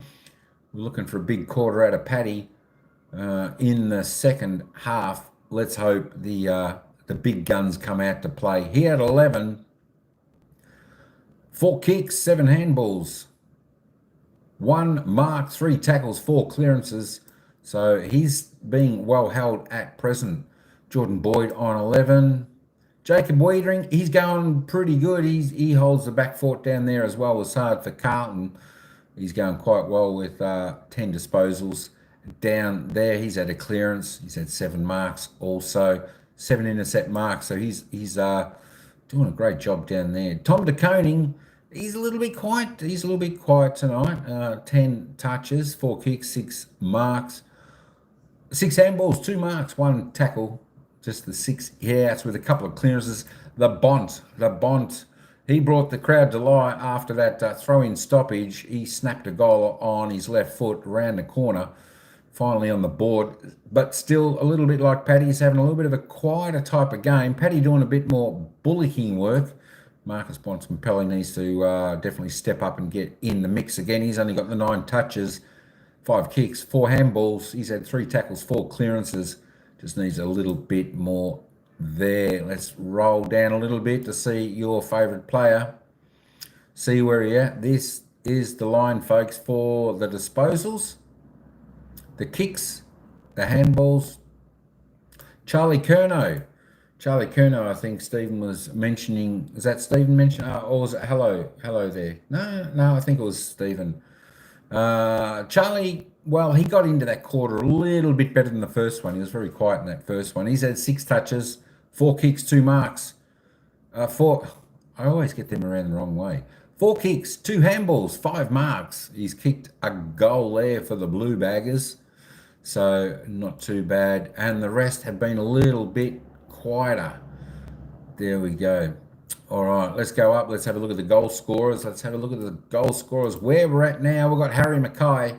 He still leads the way on 3 goals there for the Blue Baggers. We've got Matthew Owies. He's got 2 goals, 1. Harry Mackay's got the 2 points, so he's got 5 scoring shots from 12 kicks. O's got 3 scoring shots off 4 kicks. Bailey Williams has got 1 for the Doggies with Riley West, Cody Waitman, and Jarama. What's that? Ugly Hagen. Hagen, I should say. Ugly. Hagen, he's got 1 for the Doggies with Poulter and Dale as well. Kerno and Cripps, both with singles. And, of course, the Bont with that 1 brilliant goal from the stoppage. All right. So, a few fellas out there play the fantasy game. The fantasy points here, they are as they stand, the halfway mark. So we've got Harry Mackay there still on. Harry Ugly Hagen. I know. Ugly Hagen. I had to remember how the callers called that then, Paul. Oh, well, there you go. I tell you what. It's all right.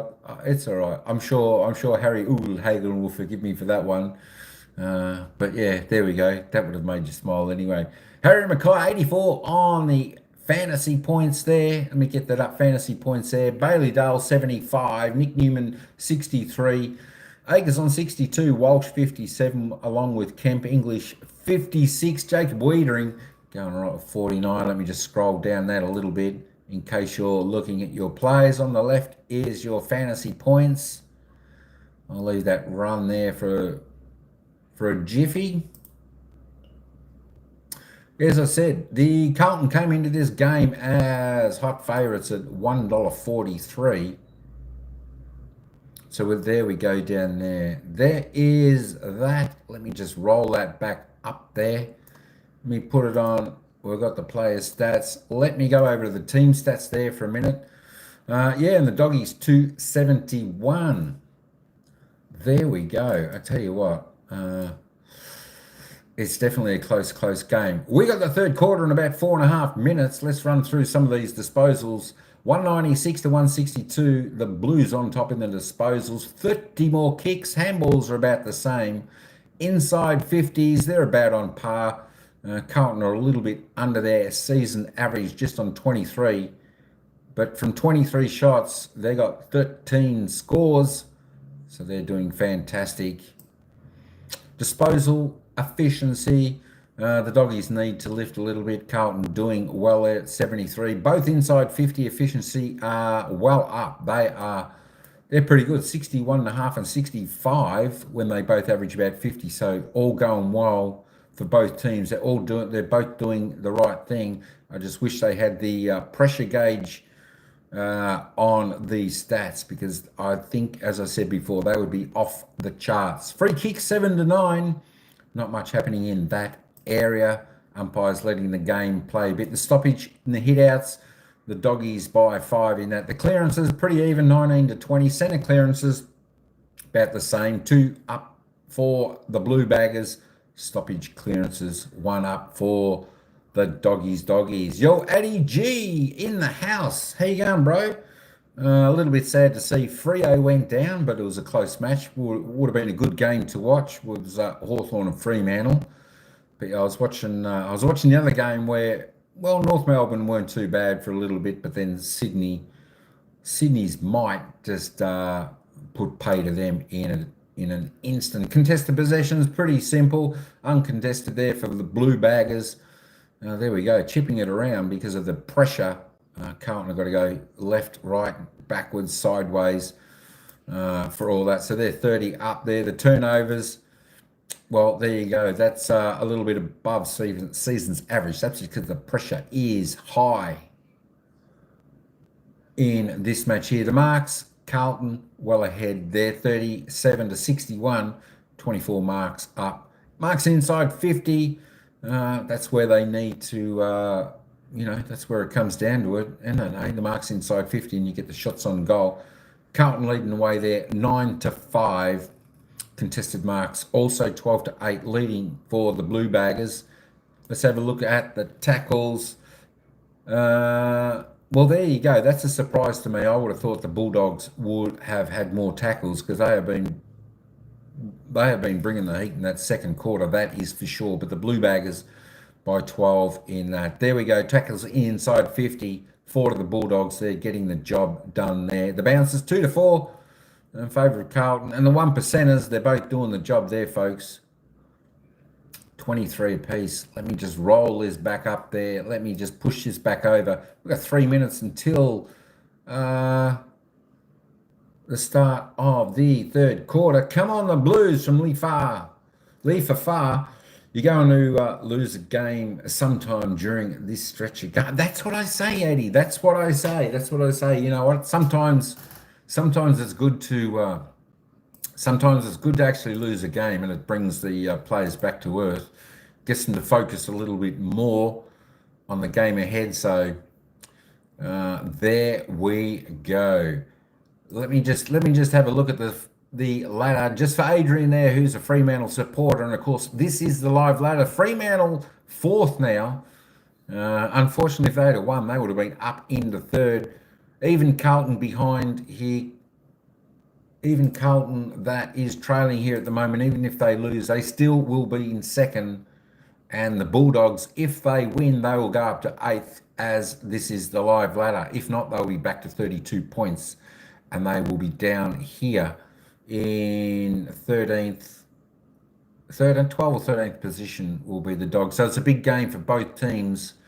I think the next few weeks is really going to adjust this to the correct position for most teams. So that should be a cracker. I was saying, Adrian, next week, the Pies, we've got Hawthorn. So that's going to be a very, very interesting match to see who can possibly jump back up into the top 8. I think whoever loses out of Collingwood and Hawthorn next week, I think their season is done and dusted for the year. But there we go. We have just over a minute, folks, until the ball is bounced. So I'm just waiting for the commentators to come back on, and then we'll go to the commentators' live call action on the third quarter. Here it is. Well, Hawks will beat the Pies. It's possible. I can't remember what happened last time they met. I think that's when Hawthorn actually started their really, really good run. And I can't 100% remember who won the last time they played. Was it Hawthorn or was it Collingwood? I can't quite remember that. That being said, Hawthorn played good today when they beat Fremantle, but then again, Fremantle did travel, and Hawthorn down in Tasmania, they do play pretty good down there. And Collingwood did play pretty good last night, even up to 3 quarters. I still thought were a big chance to take that one out. So Hawthorn, I'm going to lose by 100 points next week. Stephen, I hope you are right. I hope you are 100% right. We want the Pies to win next week. I tell you what, the AFL want the Pies to win and go into finals, because the Pies bring the supporters to the ground. They bring the supporters. They bring the revenue. They bring the excitement to the AFL. All right, folks. Yeah, tough to beat in Tassie. Yeah, exactly right. That's all right. I think Freo will get back on their winning board next week. All right, fellas, let's get underway. The third quarter is about to start. Players are set, ready. The ball's going back to the centre. We're going to have a bounce. Enjoy the third quarter of this ring-a-ding-ding game. Beautiful. Absolutely great to watch here. It begins in the middle with a tap from Pitnet. Chera. The circle just snatched away by Richards. Force of will and good skills from Liberatore. Vandermeer with a tumbling ball. West third. Riley West puts the Dogs 9 points up, and that's his second. Wow, 17 seconds and the Dogs get the first goal of the third quarter. Goal here. This is from last week for Carlton. We know the Dogs are very strong in that. They conceded goals. Great pressure there. They dominated ground ball in the second quarter. They handball their way out there. Quick kick inside 50. Win the contest. Riley West has been fantastic. That's a great Bunnings build-up. And the Bunnings trade build-up. And Riley West, as I mentioned earlier, now over the 20-goal mark. They've got 6 players that have kicked 20 goals or more. The Swans the only other team who have had that many contributors to get plus 20 goals this year. Game high lead for the Dogs of 9 points. The last couple of goals of the match. And 4 of the last 5. 26 points to 1. Dogs points from stoppage when Pitman's in the ruck. 19 points to 2 to the Blues from stoppage when DeConing's in the ruck. There's Pitman in the middle, quick support to ground. A massive difference. That's been a consistently asked question. Whether Carlton better with 2 ruckmen or with the 1 ruckman. Your Pitman back in. Give it a look with 2 ruckmen. Torres starting to get dangerous. Another centre clear of Bateman. Well done, Sane. Just dropped back off his man, stuck out the paw, and a really nice contested defensive mark. Makes the bounce. Sends it to the outer side towards Kerno and Carter's been a good contest. Dogs will take what Booker's done so far. Williams does cleverly to get it back. Got to give the Doggies a big tick because they've just denied really quick ball move for Carlton. Dominated in the first half and continued early in this third quarter, but that's been the catalyst of their attack. Huge month ahead for Luke Beveridge as he fights really for his coaching career, potentially in the back half of the season. On his knees, comes out and takes the mark. That's what he's done all night, Rory Long. He's been caught out under the footy a few times. But he has kept coming at the football. Something to get into, you guys. It is a bit. Out to the wing. And Liberatore and Waitman are in sync to half forward without any real system-low issues for Boyd. Eagle Hagen. Oh, is that a throw from Sard? Flings it away. Marchbank's kick is wiped out instantly by Eagle Hagen. They've up the ante here, the Dogs with the pressure. Look at that. The high fives around each other. And Waitman is pivotal to it all. Buzzing around. Is he there? Great tackle there. Great effort to get involved defensively. Waitman seen to this time by Chera. Well, Waitman and West have been fantastic. In different roles, in different ways, absolutely. West has been fantastic offensively and Waitman defensively. Waitman's kicked a goal. West has got 2. There's Riley. A tackle applied by Oates. Akers. Newman. Koenig didn't go to 1-2. We'll get it back here now. Goes back inside to Chera. And the Blues just trying to possess the football touch. Trying to get a little bit of control back into things here. Try and isolate these big one-on-one matchups forward of the footy that they've got. Cripper should have marked that on Tom Liberatore. And the 2 big guns, they've had moments, both the Bond and Patrick in his 200th have had really good moments, but they haven't taken over the game yet, which is not to suggest they won't. Just 11 disposals for Patrick Hicks, 12 now. Yeah, Montepelli's had the 9. Both have hit the scoreboard. Both are in the picture, although Williams, who's also a goal kicker, featured through English. And then Richards into the outside of Liberatore. He had a chance to have a look, so he's watched both forward now. He's got forward. He's able to see Waitman clearly. He's covered a lot of territory this afternoon. Just lags the kick well short though. Disappointed with that Boyd. Sabotages it back for Carlton. Yeah, Bond wanted that on the boundary there. They should have kicked it to him instead. They picked out the man that went with him, Boyd. Hasn't had his best kicking afternoon. And obviously he's one of the best in the competition, but on that occasion. So it's Williams again. And here it gets buffeted around. There's 3 Blues that really fight over the same footy. They had the scouts. Well, Akers was cornered. Has to trust the left. It's a pretty well-weighted ball for Newman, who protected the drop of it. Kept Williams at bay. And now... Sorry, Akers did brilliantly there.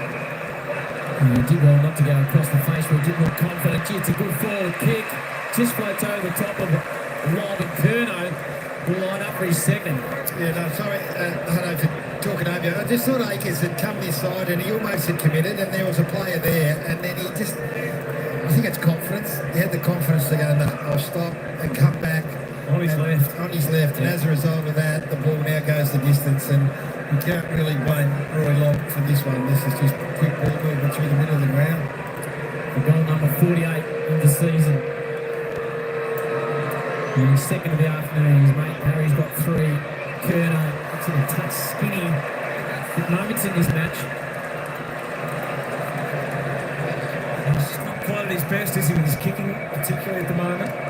And goal 3 for the afternoon. Last night, the first time he didn't kick multiple goals for the season. Even though the streak continues. And has this afternoon 1 goal 3. On the way out, it's Caulfield. Up to the wing. Waitman doesn't fly that time. A bit displaced in there. Weathering thought correctly that he was going to get a free kick. Advantage paid. Akers. High ball standing underneath it. Vandermeer. And Fraser was back there. Comes back to the young man. Oh, he's just overforced the handball. This is for Caulfield. Bramble's pace gets him onto the footy. Can't clear the danger completely. Assisted by the cruel bounce for Walsh. So that allows the Dogs to get a few more numbers, such as Richards on Cottrell. And it goes up. Yeah, I think there's an adjustment being made at half-time by Carlton's coaching staff. Jim Cotton now staying with Bailey Dale. I reckon they've dropped that tag. Just seeing in the background of the stoppage. Just following him around. There he is. So your day, 21 disposals for Bailey Dale in the first half. He's a prime member, so Carlton's coaching staff concerned about that. Kennedy's gone to Montempelli. Kennedy came on for Zach Williams, who was subbed out with just a bit of hamstring tightness, scored in the Blues. Free kick. Maybe that was part of the thinking with Kennedy being the sub, that if they needed to, he could come on and play that role. Yeah, well, that's right. And who knows what they had planned for Treloar if he had to play. Good ball from Bontempelli. Darcy on the stretch, almost impossible to stop. Hooks it into the pocket. Hagen. Again, when he gets the hands fully outstretched, he looks fantastic. Yep. And when he gets off Jacob Wiederim, he gets even better. So that was Kemp that was trying to cover him then. So, I mean, Darcy's got to get involved as well. Start to take some of these marks and link up, and beautiful jump at it. Hagen took one in the second. Got a touch skinny. Don't feel kick that's important. Big forwards have great relationship and communication, the way they kick the ball to each other. So great signs there by Darcy and Hagen. Obviously, Darcy hasn't been in the side for very long. Hagen 1 goal 3, like Kerno. Really pointing out where the mark was. He wanted the handball aside, but he had his back to him. So after all that indecision, he spots Mackay, a substantial target. And on the turn, the Blues angle it in through Elijah Hollins. And he wants to keep going on that trajectory. He gives the Dogs a chance, and Vandermeer accepts the invitation to the outside. Springs the handball. Williams the bounce. Waitman just had something in his vicinity. Eventually, he taps it back, what might have been. Maybe it still will. Resuscitated by Darcy. Liberatore. And the Blues will be happy with that. Oh, will they ever? Dodged the bullet. Cody Waitman on his own inside forward 50. No one around him 30 metres either way. And Will Evans, I think it was, who kicked the ball. Yeah. That was a bad miss. Hit net. Sard. Ripped it out by hand to Kennedy. Clever kick round the corner to Walsh. Can't get through the Bontempelli tackle. And says free kick to the ball. They want to go immediately. Players in front of him. Little Pearson. Akers is there. And he cut off the lead from Darcy. Did well with Blake. Going to pick up his beam. Yeah, and his positioning. So we're talking about a lot of different skill sets for players, marks, kicks, speed, handball, just your positioning as a winger and knowing when to fall back and knowing when to push forward. He probably does it as well as anyone in the competition. The Saints and the Dockers huge in the finals last year. Late for the Blues, Weavering. Is he still on those 6 intercept marks, Brownie, that he had early? Yeah, he is. He's unfortunately hasn't been able to creep any higher. 10 over to Booker Carters, centre wing. The record's 10, Howie. In those 6 in about the first 40 minutes of the game, Brandle. Hugo Hagen sets himself, fisted down, arriving quickly with Vandermeer. Risky hand pass in the path of Waitman. Hugo Hagen wants it. Doesn't have any room to operate. Now Darcy picks up a snap from nowhere. Does he get the bounce? The big man! Oh, just plays the post. He's touched and hit the post, so just to make sure he's starting to find a little bit now, Sam Darcy. Pressing hard here, the Western Bulldogs. They've had 34 inside 50s, 8-3 this quarter. He's got to get a little bit of reward now. 6 lead changes already in this game. Bulldogs lead by 10 as it stands. Barely required to Kennedy. And for Williams with injury to Cowan. And Saar keeps running through the middle. Straight back at the Bulldogs off the right boot. It was a messy old kick, but it found Cripps, who was almost close enough to score. Goes to Harry and Charlie. Not a bad idea, that. McCurno marks and will line up for his second. They've cut through the middle a few times, the Blues out of their back half. And when they come through the middle like that with some speed on the ball, you see Harry and Charlie who've been up high, and that is the one of the modern day forward. But when it comes through the middle, their ability to get back. Just got to get this part right. And he does. 2 for Charlie Curnow. Yeah, that was better. They got on the score of halfback. It was the first time they've been able to go one end of the ground to the other from their defensive 50 and score a goal. So they've got 31 goes of it. They've only reached their 450 twice, guys. 1-1, and that was a goal there, obviously. Good finish there. Element of luck in him as well with the side kick, wasn't it? Yeah, it was. But they all do get up high, and it's just the athlete that he is, Charlie. So Ford Stream knows that the quick ball movement goes. look at it is a dream. That one, and the fact he got up quickly really helped Patrick Cripps and move the ball on. So it's not getting out of hand for any team here. As soon as they get 2 in a row, they hit back. 48 for Charlie, 2 away from the 50. I reckon he wants to get the half century before Harry. Do you? I do. Darcy in the ruck down towards Richards. Gets it out, does Ed, Bontempelli battling with Kennedy. Ground level, just sort of eased it back in the path of Darcy. And he's going to get a free kick with Sam. You know, an opening batsman. When we get the 50 before you partner there, Hunter. And now driving it forward, the Dogs to Waitman. Oh, he's absolutely cannoned into from March Bank. And Jamara got one high, so it's getting rolling now as well. Oh, you go back and have a look at that. It was a brave gut run back to fly the footy. It's one of those games where the ball goes inside forward 50 and there's not a lot of tackles. So I think Carlton got a free kick their first goal as a result of a tackle inside their forward 50. They've had 2 inside 50 tackles for the game. The Dogs have only had 6. Jamara's had opportunities, only kicked one major in the second turn. Perfect. Perfect from Jamara. He enjoys it, gets his teammates up. And the Dogs squeak out again to 10 points. Yeah, the great thing is when teams go inside their scoring, they go both ends of the ground. 35 inside 50s to the Dogs for 9 goals 11. That's 20 shots. That's well above league average. Carlton's had 27 entries for the 15 shots as well. So great to see both forward lines getting the space. Free kick was there. Fantastic by Waitman. The courage to get back in front of Marchbank. That was the reason Eagle Hagen ends up getting the shot at goal. And I'm really impressed with this boy who was dominant in the first quarter and a half by Jacob Wiedering. Could have been mistaken for going into his shell, but he stood up. I think he got great support from Cody Waitman, who got alongside him, and now he's kicked 2 goals 3, had 12 touches. There's a challenge for Carlton's midfielders. They've got to lift 3 goals from centre bounce to the Bulldogs. Same issue, Brownie. They've hit 5 of the last 7 as well, the Bulldogs. Darcy in the ruck, a little handoff to Sanders. Pivots, kicks, high ball. Good mark from, he's a whistle anyway. Kept up the mark, and it's Williams' fault.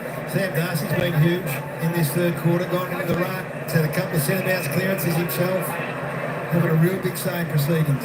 Cripps was calling for that in the middle of the ground, where they've got to a few times. Instead, they go wide and back, and nice little friendly bounce for Marchbank. Almost 10 years in the system, just his 63rd game. He's had no luck before the giant Caleb Marchbank. 16 games, the most he's played in a season. They still have faith that he can be part, just a little bit taller than Kemp, I suppose. I'm used to playing on the slightly bigger guys, so be interesting to see where they go selection-wise in the back half of the season. Sanders having an influence, this guy always does. Bontempelli and they're on the surge. Richards contained his kick for Eagle Hagen. Waitman one-on-one inside 50, close to goal on Cowan. To his advantage, can't mark. Cowan didn't give away the free. Bolton was on to it, but his kick never went away. On the same page, you make. So Cowan clearly getting first hands to the ball and he's tapping to Western Bulldogs players. Just got to sort things out here in the Carlton midfield. 7-3 clearances, 3 zip centre bounce. Their stoppage works elite. The space that they're providing at stoppage, it's just holes everywhere. Carlton just can't fill them at the moment. Boyd clearing kick towards the wing with the hands of Curno. Up by Frazier. And Kenley's the set upon. Let's watch this. Hand over now to Carl's midfield. This is the challenge. So Bulldogs, yes, they've been bringing extra numbers to stoppage. Tupper's got to be back. Darcy doing well on the ruck, gets it down in the path of Poulter. Now Walsh. Noonan stripped over by McRae. Inches the ball forward to a contest. Wiedering looms large, gets a fist on it through the hands of Poulter. Long hair flowing, now Richards arrives. Walsh does well to get a boot on it. Screws out the side. Wiedering, extra little exit ball and does absolutely beautiful. Under the pressure, the ground ball's there by Bulldogs at the moment. Well, opening for Hollands, well recognised. Off to Walsh.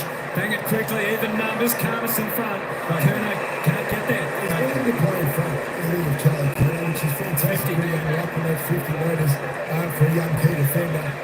And he's reading the ball in flight, Groundie, which the tendency when you're playing Charlie is to keep going back to try and find the body. He's been prepared to just play it on its merits, sees the ball, goes at it. I think he's been great. With a full runner, Dale doesn't have the shot. He goes to Waitman, he's going to be covered this time. Although, there was a block. It's a guilty look from Newman. Cody Waitman did it well, hello. Now, whether or not it's a free kick is highly debatable, but he asked the question in the umpire by having a jump at the ball. A jump at a ball that he probably never really was going to mark. But the moment he does, he asks the question of the umpire. At the nice we bring another interception. I can argue it was unrealistic attempt from Waitman. But he's going around. The important thing is the finish. He's wrapped it around the post, just the wrong side. So that's gamesmanship there. That is, finding yourself in a situation where you go, okay, let me jump at this and I'll leave it up the umpire to determine whether or not it's fair and reasonable. That's what Ford's agreed to do. I think exactly the situation at 2-1. Low ball out of defence from Boyd. Koning sets himself. Tura tries to run for a pack. Duray, Eagle Hagen. Does well in here to get a little hand pass away. Ball still in play. Duray, I think quite rightly saying there that he was clogging. The blindside about the umpire is coming from the inside. English walking in a tight space on the line. DeConing tries to rage his way through. Similar effort by Gallagher. Does pretty well in the end now. Chera. Duray again. Again, he's dumped into the turf. Tight the clinches here. Just if you're sitting at home and watching this is where the Western Bulldogs want to live. They want to live in this congested area around the stoppage. Early lead from DeConing into English. Just nudges the kick forward, Wiedering, and everyone knowing where it's headed next. I'm surprised how bloody playing free kick. Michael Voss, not far away from where the action is here. One-on-ones everywhere. No one's dropped off here. Arms folded. Waiting to see what his troops can do. DeConing off his own boot to the wing. Tap back the way of McRae. Poulter. There's a little channel. And the man that led into it was Waitman done no favours. Got the footy, but they're aware of his presence. And the ball is over and out. Sam Walsh is away. I did say one-on-one everywhere, and then I saw Sam Walsh run around on his own. You can just see him there coming to this stoppage. He's had a good afternoon. He hasn't absolutely sliced him up. Now he can find Sanders as an opponent. 4 disposals for return 9 total and 9 promotion grade. Saad outside of the boot with the check side. Duray does well to contest it. That's this Hollands. Look at no look hand pass. It was too slippery for his teammates. Duray again, who's been in the tough areas the last 5 minutes. Now the Blues, defensive point of the square, urged by their fans to get it moving. That's an unusual kick, is the most positive way I can describe it. And you can see Charlie Kernart's in R4 just pointing to the other side. They've got to get this ball to the fat side or get it to the open side, because when they find some space, I think both Curnow and Mackay just fancy their chances with quick ball movement. Yeah, both teams struggling a bit, aren't they, with some of their ball use at the moment. Pressure ever present. English fights through to get the tap down to Poulter, but there's no way he's getting away from Hollands there. 7 to go in this third turn. The Dogs have kicked 2 goals 4 for the quarter to 1-1. Holding. Just a bit of hanging on. The advantage could be significant. Can Walsh leverage it fully. Gives it back to Cripps. To the outside. Connor. Walsh running right to get as close as he can. Needed one more step perhaps. Rattles the post. He has been the one that's found it unbelievably, given how good a player he is. Lots of space around the stoppages. Dale Duray having a good evening. Wiedering, intercept mark. 7, Gary? 7. What's the record, Brownie? 10. Fogarty. Puts you straight in the man on the mark. The big man too English. Well, Darcy arrives and provides some really. Well done by the big man. He's had a good quarter. He's had a really good quarter. Played with some presence.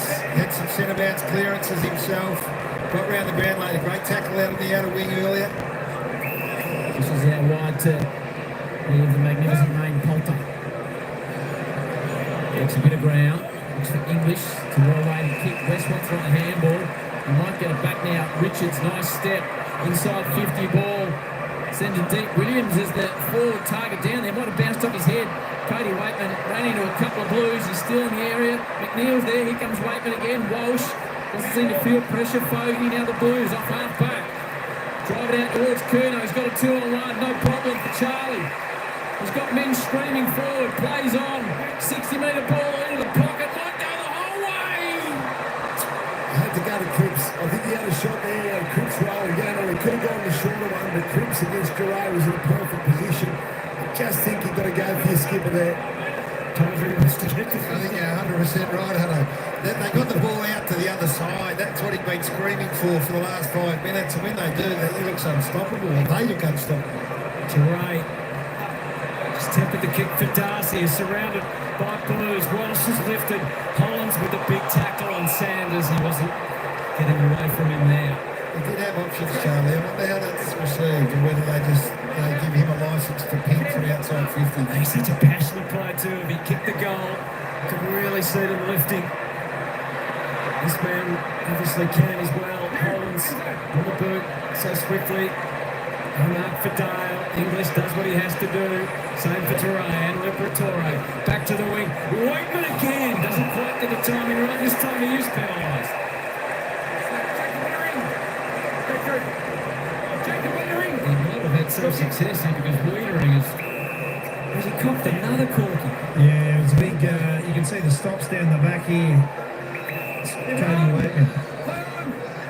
He's got a lot of corkies up and he quite to that big hoe.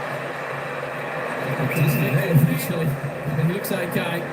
Now Kemp. And he loses his mattress. He's still there on his legs. Blues by 15 at quarter time. The Dogs by 3 points at half time. They've eked out with 10-point margin. A great game of footy. Harry's got 3. Charlie's got a couple. Hollands, dangerous ball. Where are the big boppers? Charlie's there. Carmus gets everyone underneath it. And Poulter escorts it through from behind. When they've been one-on-one, Carmus has done really well physically on Charlie Curnow. Just pushed him under the drop of the ball and hasn't given him an easy ball flight in any contest so far. You feel like he's done his homework, the code, don't you? I mean, he and every other player in the comp is under pressure when it comes in quick, but he's done a great job by him, mate. Went from the kick, targeting English. Good call. Loose handball. That's a high contact on Hollands. They want to keep going. Cripps. He was confident there'd be players to kick to. Over Chincotta. Dale. Right in his face. Chincotta ran him down and will be rewarded in front of goal. It's a match-up too. Switched over to half-time, guys. Instead of going to bottom penalty, he's stuck with Dale, where he's a centre-bounce match-up. This is the number 1 450 tackling team in the competition, Carlton. They laid 4 last week. That's just the 3rd they've laid for the game. Or 4th they've laid for the game inside 450, but resulted in their 2nd goal. 8 goals straight for the season, Alex Chincotta. An unlikely story. A man who had to deal with an ACL during COVID. Had to basically live upstairs in the gym to do his rehab. He kept fighting and fighting until he got his chance at AFL footy. And now he's an important part of this Carlton team.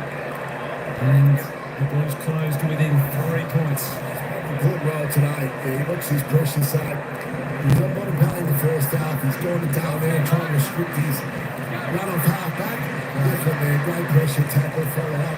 Why have they only laid 4 tackles inside their 450? I mean, my mind you, at the other end of the ground, there's only been Bulldogs probably 6. Yeah, they haven't won clearance. Usually when they've got inside 50, it's come from the other end of the ground, so they haven't had enough numbers coming outside 50 to apply the pressure. Another close one, 3-point margin. Stunning game of footy. Liberatore rages his way through the middle, dishes it out to Richards, keeps it in front of himself. He's got West, he's got a couple. Riley, can he bang home a third? Son of a gun, my word, he can. Pings to the other end, now the Dogs answer. Well, centre bounce is a big problem. That's the fourth goal from centre bounce for the Western Bulldogs. Carlton's got some big gun midfielders in there. They've got to lift. They've got to do something. I think Tim English had a good response today, Gaz. I don't think he's been the best of form this year after All-Australian last year. But you look at these, the ground ball and the pressure from the Bulldogs. They just keep persisting, keep forcing the ball forward. They score 4 goals from centre bounce. We know they're the number 1 scoring team from stoppage. They've kicked 4 from centre bounce, 6-3 from stoppage in general. This is what, when you come into this game, you're looking at it, you're going, how can the Western Bulldogs win? It's the score source. They're scoring from stoppage. The Carlton Footy Club are poor at defending scores from stoppages. Bulldogs starting to make them pay. River's been big in this term as well. Out of the middle, Cripps just takes the territory. There wasn't much on offer for him. Fogarty did well to stump onto Pally, which allows Akers and Elijah Hollands to go at it. Dogs hold their numbers behind the ball, 1-on-1. And McRae comes up to the stoppage. And read the tap from Pitnet, sends him to Waitman and Sard, who looked like he was going to prevail. Hagen leaves his man, so Wiedering back inside the 50, trying to defend. They'll have the 2-on-1 in the air, Cowan, and Vandermeer, and it's out. I think that sums up Bulldogs. So they're way less forward, and their forwards, and especially their smaller forwards, have competed magnificently well in the air, just to bring it to the ground, just keep forcing the pressure on the Carlton defenders. It's obviously helped their stoppage wins. The Bulldogs, but it's fantastic the way they can get forward. And as the danger lie here, Sard watching Waitman. Bontempelli comes in from the side with Kennedy. There is Waitman trying to make the play. Cottrell puts paid to that clearance from Marchbank. Mackay versus about 3. Lobb was one of the 3. Bontempelli can't get away from Kennedy at all at the moment. Should explain that again, Brownie. So a half forward comes up the stoppage, which gives them a greater chance, and they win stoppage and go to an outnumber and just get it halved and get it out of bounds so they can start again. It's a major adjustment, and don't keep the Wiedering like they did in the first quarter, but they're much better. Cherry involved in the chain of hand pass. Bontempelli creates space. Gets rid of Akers with ease. Just poured him away. Hagen will fly from the bat. That's his Waitman. Important clearing ball. It's touched. McRae pops himself underneath it. Hagen goes a check side towards goal. Hagen right to the teeth. He was having a go at it too, the way he held the ball across his body. Can't seem to praise the Waitman, Cody Waitman enough. And Riley West, but especially Cody Waitman, the way he is competing in the air, you would have thought he was 6'5", guys. I wonder whether it was by his own choice or instruction, but whatever it was, he accepted that role and changed the whole feel of what happens when you go forward. And as I said, Hagen will be the one that will be buying him a drink tonight. Resolvers play. Newman kicks to half back and declining the juggling act. Not paid the mark. Walsh keeps the hands free. He's given time to Fogarty. Up and under. Pitnet decides he will fly, even though Curnow was there. Dogs defending gamely, but Elijah Holland's hands were nifty. Batted back by Lord. Akers has run forward to receive. Has it inside 50. Goes back all the way through the traffic. Locates Fogarty. Cute little kick for Elijah Hollands. And in a moment, the boys should be able to answer. That's the trouble. When they can move from one end to the other. That's it. That's when Luke Beveridge has left the coach's box. When they start to get a knot in their guts is when they get through. When Carlton get through and are able to maintain possession through the middle of the ground and find space on the outside, that is when they look most dangerous. What a great addition he's been to the team. Elijah Holland, still a young man. Kick 3 against the Bombers in round 13. 12-3 for the season. Accurate kicks out of premium in this competition. He delivers again. True to form. And Carlton get the game back to within 4 points. It's just living there at the moment, isn't it, between 1 and 2 goals. And the Dogs maintain their lead, but only just with 50 seconds remaining in the third term. It's 3 goals 5 for the Dogs, 3 goals 4 for the Blues for the team. Just take a deep breath, really. This is just a contest. So once they win this contest across half forward, and you've got numbers in at the ball, you can see the Western Bulldogs have 3, 4 or 5 at the ball. Carlton get to the outside, and we've seen this happen all afternoon. They just look so dangerous on the way through. And I think the Western Bulldogs understand that. They're just prepared to say, okay, we'll live with it. We're just going to try and win that contest there and get it back the other way. Blues by 15 at quarter time. The Dogs by 3 points at half time. Carlton sits at 4 points. Deep into the third term. Kennedy sitting on Bontempelli. Caught by West, who's kicked 3 goals this afternoon with Riley West. And Kennedy right in the face of Bontempelli. Hit net. Liberatore loves it in tight through the arms of Bontempelli. Akers on a great up boot to some vacant space. Filled quickly by red, white and blue jumpers. Slipping it forward. And by Duray to keep it in front of himself. They'll do it again, back to Duray. He's got Van der Meer. Goes inside 50 now, sends into a dangerous area. Big fly, gets out the back. Towards Ugle-Hagan. High and handsome. Jamara has 3. And again, the Dogs take it to a 10-point. Yeah, well done.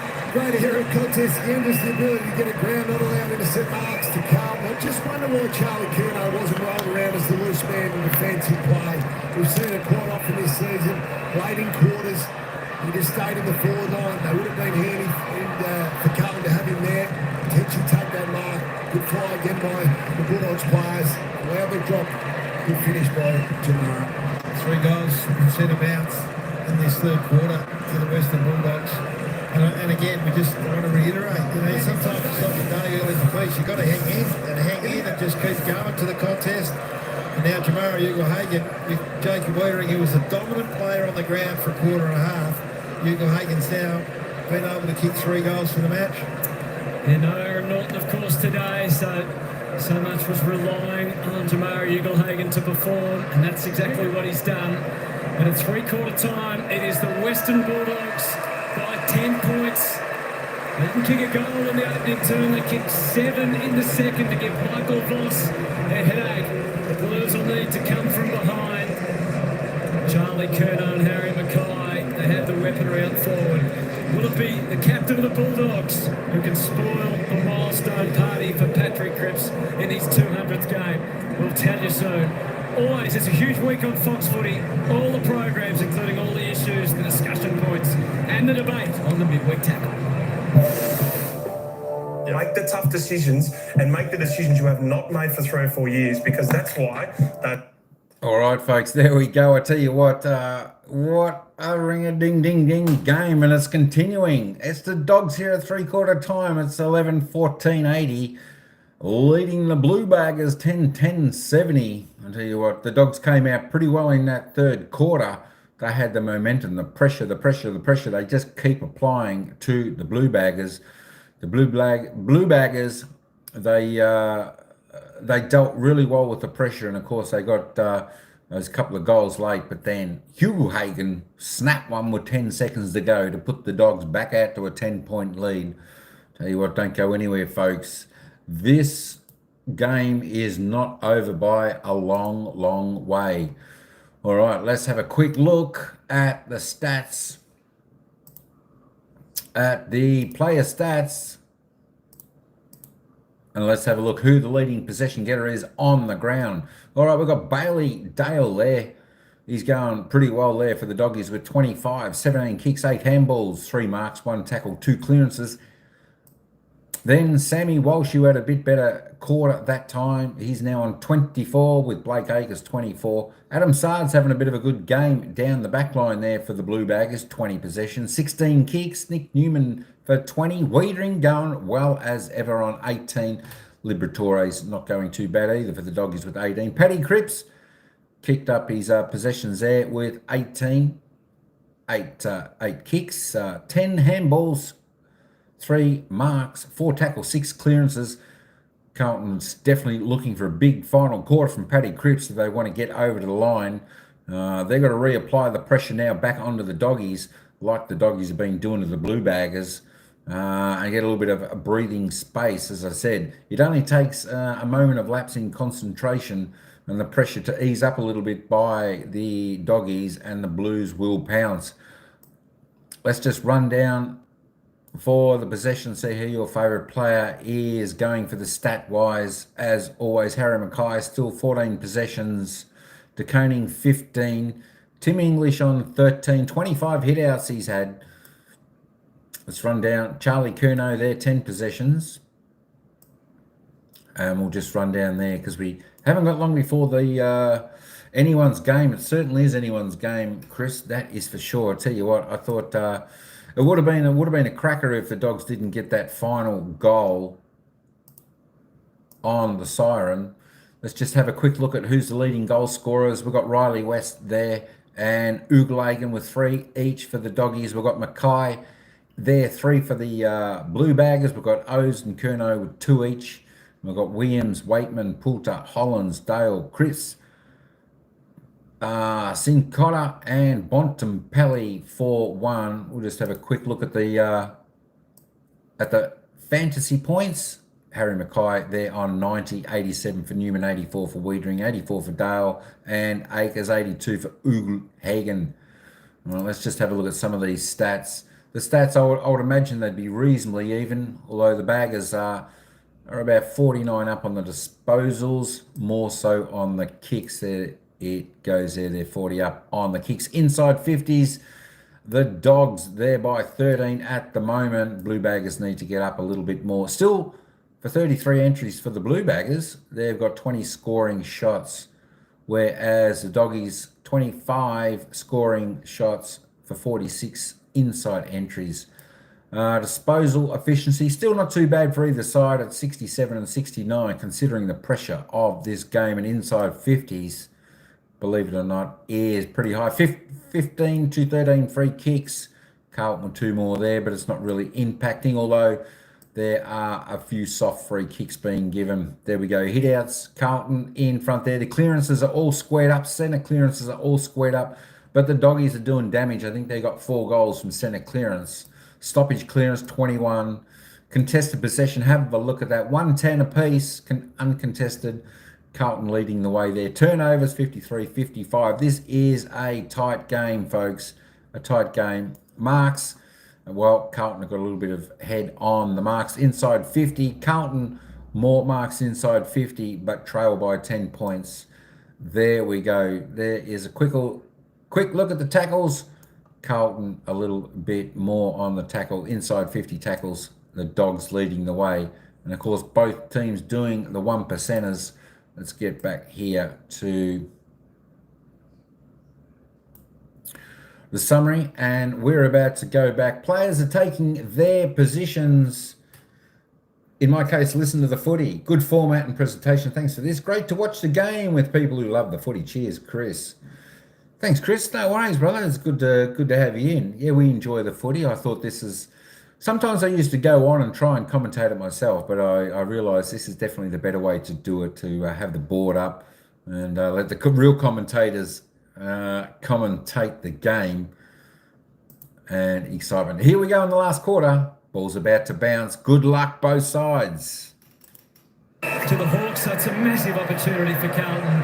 And we know it is Patrick Cripps' 200th game, who's been such an incredible leader. That's it. Congrats to Paddy Cripps, 200th game. And they'd love to honour that with a win. They get the first look, but that is quickly put paid to by Bailey Dale. Into the middle. Richards. Impetuous played on, recovers. To English, who's stretched out to the wing. Looking for the most compelling option inside 50.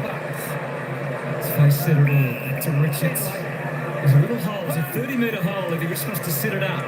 No, he goes to deeper water. To Darcy. Knocked away by Wiedering. It really was to his advantage. First scouts to the footy. Bramble plays it back. Vandermeer knew what he had in support. Williams. Akers. Getting there is one thing. Disposing of it was another. Well, they had 20 inside 50s to 10 in that third quarter, the Western Bulldogs. They were peppering inside 50. And again, it started in a similar fashion, and this is what we've seen in recent times. Not always played this, by the way, when this one arm gets pinned. and it swung around. There's not much that Acres can do there. Let it go. The rule asks you either to let it go early or try and kick. And I spoke with Lee Matthews last night, and he said the interpretation was obviously decided by someone who's never played football. This bloke has, and he's been important. He's had a stellar day. This won't be a goal. And that has been taken on the line by the tallest man in your picture. And no wonder the Carlton players look at each other. Fantastic set of. This is huge. Darcy, all of us for you. Feels like a mark. Feels like the big Review underway. So whether the second grabs across the line or not will be the deciding factor. But it's a huge moment here. Get this out to 16 points. It'll be on my arm if it's a mark. Can line up on my arm. Review complete. Looking at this angle, we can see the ball was controlled prior to crossing the back of the goal line. Yeah, on my arm. Just have a bit of angle on this. He's got to concentrate here. We'll just think his way through this, Sam Darcy. He was huge in the third quarter. I thought he was really influential with English. The game high lead for the Western Bulldogs. Yeah, fantastic. You're right. He's had a big second half or big third quarter early this last quarter. I feel like the Western Bulldogs had greater energy at ground level, just getting out there, running spread. They turn up, they're plus 15 in ground ball goes. So then again, Carlton struggled to get out of their defence because of the pressure. Let's just watch this. I think he took the mark. Just controlled that second time. They'll be disappointed March back on that. Just out of position badly. He comes from behind, gets a jump at it. And he's going to have an influence on this. Carlton have only had 33 inside 50s for the game. Every time they go forward, they look capable. They've kicked 10 goals, 10. So 20 scoring shots from 33 entries. They just haven't got it in there. And that comes back to this clearance work around the ground they're talking about. Carlton being challenged. The Dogs with their largest lead in the match, 16 points. The all-important clearance. Puts out the back, goes to English though. Richards has got handball options. Hugo Hagan really starting to line it up. Bontempelli's kick one. Into Bontempelli. Just wide. 3 goals from centre-bounce in the third quarter, Brownie. That looked like it was going to be another little dagger. Just on the back foot now. I think Carlton's been getting really reactive. Obviously, they've been belted in that third quarter from that part of the ground, and they just feel like they're on their heels. They need to get on their toes. Bulldogs are coming at them. So points line, kick short. Kennedy. They've just got to get through again. As we said, they'll score when they do get over halfway and get it inside 50. Over Pitnet's head, so Curnow decides to fly. Wasn't in a real position to mark. Pitnet to watch. Caulfield, hopefully he's heard the call. Well, he has now. Starts play on Wall. Centre half back. There's an open invitation for Holland, which you can't take. At least not immediately. Cripps is in amongst all of that. That's just dodging the proverbial bullet there. Shocking decision, or some shocking kick if you're going to go there, and then a drop mark from Ollie Hollands. Mike Tangle to Coney to the back. Sanders couldn't. Hollands has better success. Karma's first play on the footy. Had the run from behind. Dale misplaced it. Back to Acres. They come again. 4-on-1 against Harry Mackay. Never the big H. Can't compete with those odds. I really like Carlton's game, prepared to take the front spot, which is a risky proposition against Charlie Curnow. This keeps it much more simple here. Rory Lobb, that was a terrific grab. Was the 4-on-1, so they've just got to be a bit more judicious when they go inside 50, Carlton. Down the line ball. Wiedering can get the intercept. Gets out the back to Eagle Hagan. He's got a man forward of the footy. It's a long searching ball. It's Riley West. He's kicked 3, career highest 4 earlier on this season. And West will go back to take it out to a 23-point margin. He's made a mess of the small Carlton defenders, Brownie. So you caught it through the game that he's been the one that's pushed up into the midfield at times. But he's so smart that he gets back at the right time. And these Carlton small defenders just have lost him in traffic. Missed a set shot earlier on, resulted in a Darcy goal. West draws it, and he drives it home. Loves the goal, does Riley West. He's got 4, and the Dogs are out to a game high 23-point margin on Fox Footy. Yeah, we got Bugsy going. Yeah, he's been fantastic. Along with Cody Waitman, I think they've been critical to the Dogs' success. Their opportunities ahead of the ball. That Carlton ball, that ball wing has to come forward. So West follows down. Boyd ends up in a difficult situation because he's playing out in front of his man. He's not expecting that ball to go to the back of that aerial contest on the wing. He gets let down. And obviously, Ryan West makes the pay. The goalkeeping's been much better since quarter time. They kicked 7 behind for the first quarter. And no goals, 13-15 now, so good response. Over to the Blues here. Yeah. This is the response that they've got to have. So Patrick Cripps, the big man on his 200 from Chera. Kennedy in with Picnic. Beaten last week by the Giants. They were 39 points ahead at one stage. Controlling matters, that was last week, but controlling matters at various stages today. They went forward. Fraser stepped up to take the mark back there. Contact on Sam Walsh, Kraft. Got some answers ahead of the footy and behind the ball at the moment, the Dogs. Sets it up for the height of English. Powers ahead with Bontempelli. Got the call from McRae, but couldn't get balanced enough from Cowan. Drawn some contact. No, the umpire just quick on the whistle. Well, they've won the rucks today. English, well supported by Darcy, especially that third quarter. They're beating the Koenig and Pitnet. English punches at Richards. Newman bubbles around. There's Hollins. I feel like English lifting in confidence, guys. Just getting back with that, getting involved defensively. They're all feeling it at the moment. There's two players tackling here, holding him up. What a strong response this has been for the Bulldogs after last week's bit of disappointment against Port Adelaide. Carlton able to edge it forward. Curnow, Karmas first touch. Curnow, the vital one. Flips it Walsh's way. Now Tim Cotter again. Left foot kick. I think he'd like his time again. And he certainly wasn't in sync with Mackay, who's leading up to the ball, and he issues the apology. Just totally got it wrong. He just thought that he was going to double back, but they've got it inside 50, which has been a battle for them all day. When they have gone in, as we said, they've scored. So right into the ground, got to score quickly. We can spark the Blues. Mackay hasn't been sighted in the second half. He had a dominant first half. One far right, kick 3. English. Cripps having a go on the ruck. Charlie bursts through, spirals it out of nowhere. And snags it. He's got 3 as King Charlie and the Blues. They hang in there. Well, that's what he can do. He can drag the crowd back into the game. Cripps, as you mentioned, took the ruck there. Sort of changed things up. Put Pitman back behind the ball. English has had a fantastic day. Here's Cripper. Just, look at that. Just takes the initiative there. Obviously, Charlie takes it off his own. Respond takes it on himself. It's a great lesson. It is a great lesson. Karmas has done really well in the one-on-ones, but there's more ways to beat your opponent as a forward. It doesn't matter if you're 6'6". Get on the move. And all of a sudden, it was only a metre and a half that he separated from Karmas, but he was good enough. So while Charlie's there and Harry's there, there's still a chance. Gets back to 7-8 points. 13 inside 50s for the second half's not enough. If they can get some supply, the Blues are still a chance. He can turn a game so quickly. And now, out of the middle, it's Cripps off the left boot. Mackay and Curnow. Curnow almost. Fraser steps through it. Good expertise. Caulfield, though, in his desperation, gives it too much. Out on the full. Elijah Hollins. All of a sudden, Carlton's mids on the front foot. 6-1 clearance this quarter. Now they're running forward. They're charging it. The Bulldogs are there on the back foot. Loaded deep, but he goes to the captain. This is the man, Hutto. How many times have we seen this? This year, he's had some monstrous fourth quarters where he said, just climb on my back.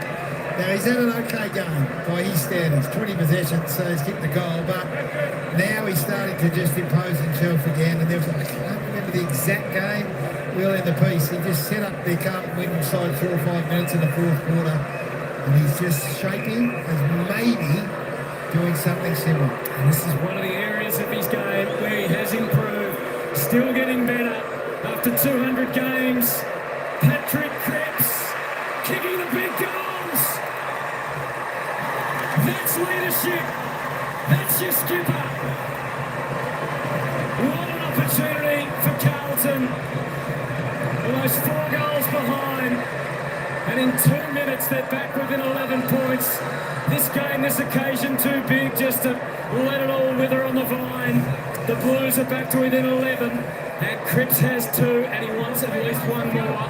And his team to keep coming. The 200 gamer, there's some great stories in the Melbourne press today about his preparation, his want to get better, his insatiable appetite just to try and probe every single thing available to him. And what we're seeing is this young man develop into an icon of the game, Brownie. And now Marcus Bontempelli's got to put the arm across and say, no, not today, big fella. How good is that?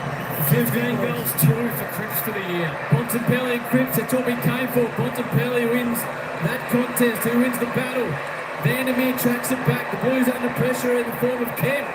So they pile on. You see there, Bontempelli force the ball forward. So under pressure, you need to do that. Force it towards your goals. That's what Carlton has done. Cripps again.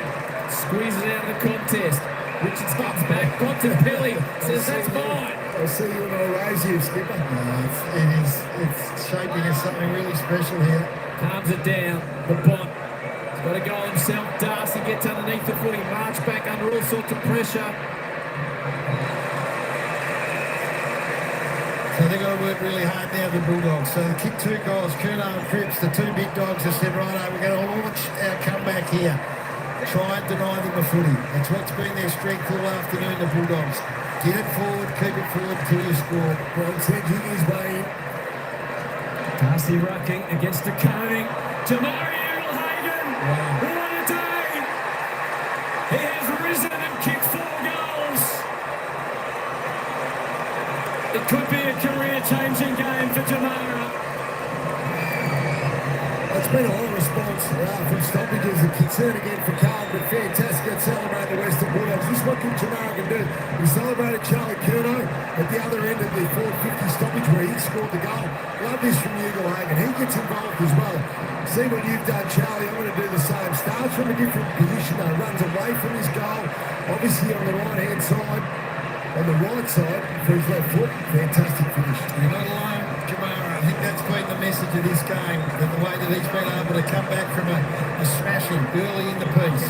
Cody Waitman, we get back to it, he said, I'll help you. I'll get you through this really tough period. And then Jamara's responded in the manner that you would hope from a player with such ability. And that's his career high, score involvement's 13, so he's been enormous. Even without the ball, he's just rolled the sleeves up, as I said, at 3/4 time. The young guns go out in the middle. Darcy to Koning. Wins that contest. Well, you talk about Cripps and Bontempelli. What about Darcy and the Coney for years to come? It's going to be a matchup. Move the umpire out of the way. Good contest. Here goes Cripps again. Gets it off to Chinkona. Forward hand pass. Caught with the footy, just getting it away. He was conscious. Still the Blues come. Squeezed out the back. There's a whistle on play. Going away the Blues. Patrick Cripps has had 6 possessions already, so in this last quarter. 4 of them contested, 3 clearances, 1 from the centre bounce, and he's kicked the goal. Has he got it in him? Has he got the distance in him here, guys? I reckon he has, but what we're seeing now, this is personal now for Marcus Bontempelli, because the one man that can rip this game away from him has got the ball in his hand, and Marcus now has got to say, I'll take it on. This is a personal battle between 2 of the titans of this game. Big numbers, 2 goals in game 200. He's dragging his team back into the game, the skipper.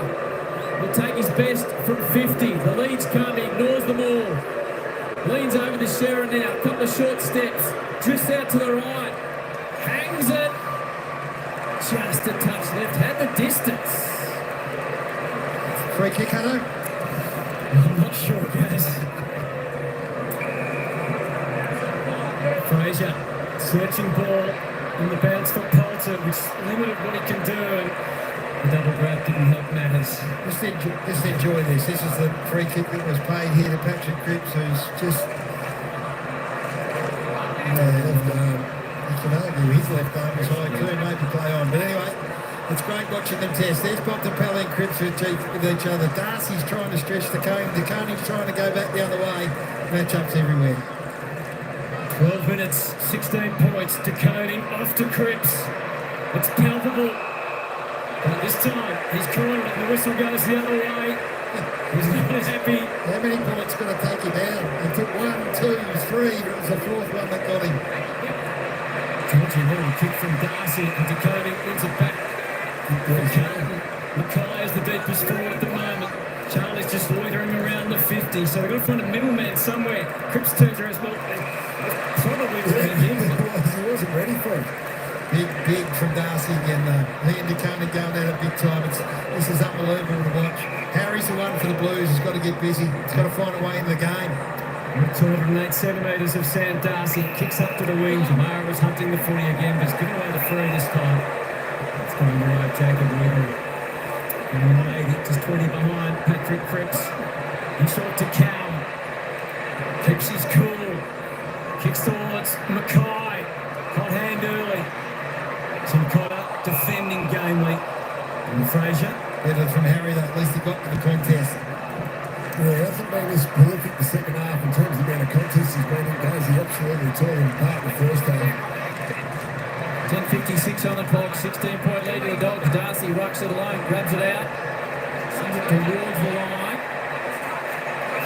Touch ball. 3 clearances in favour of Carlton this quarter. Yeah, they've evened up around the stoppages, so Carlton has brought that defender up. So Western Bulldogs have been bringing forward up to the stoppage. They're now equalised, so let's help them start winning contest in this quarter. There's a real problem in the third quarter. Sayre still can't get on the ground. Koenig and Darcy, it's a huge battle. Bontempelli just handballs out in front of himself. KB style and pulls it off. There's a whistle though. Advantage paid to Bontempelli. They send it forward. West's already got 4. Back with a fly. Eagle Hagen. Waitman's in the area as well. Now the Blues defenders are under the pump. What a game of football. What about the highest rated players on the ground in this last quarter? Darcy, Ugelhagen, Cripps, West and Bontempelli. Some sons of guns and some superstars. Darcy, rather ambitiously. Akers. Oh, he's had to wait, and in that time, Dale was able to get across and send it out of bounds. Some Blues fans on their feet. They're enjoying their afternoon of the footy. We've been thoroughly entertained, but Carlton find themselves 16 points in arrears. Darcy again from the front line. The tap, Hollins, Poulter. Vigilant, stays with him, forces another stoppage. Dogs pressure up at 210. It's where it needs to be. Carlton responding. Midpoint of this final turn. Anxiety growing amongst Carlton fans. Another disrupted play. Mackay and Curnow, the 2 deepest. Virtually got half a ground to themselves. Cripps throws his weight around and prevails. Gets out the other side. Tim Connor. Growing expectations. Hollins kicks towards Curnow. 1, 2, yep. Finishes it. And Charlie, he has time. He doesn't have to run too quickly here. Cripps again, charging away from that stoppage. It's unbelievable what he's been able to do in this first half of the last quarter. He's had 4 clearances himself. For his 50th goal of the season, Charlie Curnow with 3 goals, 4 so far today. No room for error now for Carlton. They trail by 16 points. They go to their spearhead, and unfortunately, it comes off the wrong part of the boot. They needed that. Would have lifted the roof off the stadium here. Yeah, can the Dogs get out of the back half? Just need to be calm, use the boundary. Hand to Giray. And solid as he is every single week. Kent gets to the front of the pack. Wiedering provides the fist. Turner, stoppages. Just start to get some control into this. Get some control around the stoppages back. Carlton have been good this quarter. Pitnet, English, Chera, Liberatore, Gallagher, Chera again.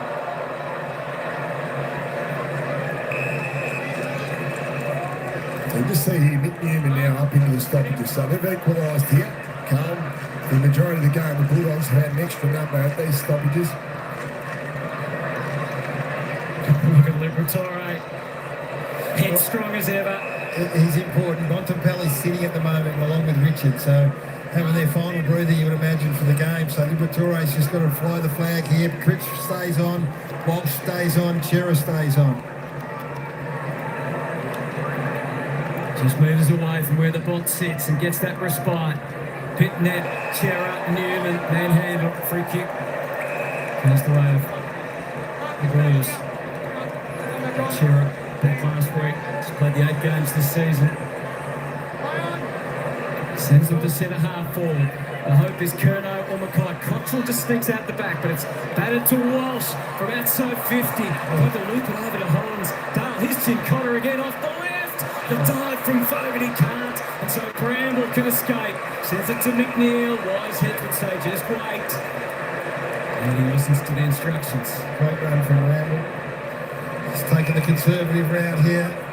Yeah, they couldn't go either. Carlton had good coverage behind the ball, so this is an opportunity for the Bulldogs just to maybe clip 30 seconds off the clock. Exactly what they're looking to do. Poulter sends it down the line to a contest. Hagen, Waitman, the Blues with the intercept. It's an aggressive ball towards Cripps. Why wouldn't you go that way? English with the scorch and Cotter got enough on it. Spreading ball wide. Akers, he's got the big boys inside. He sends it deep. Curnow's there. Carters is out of position.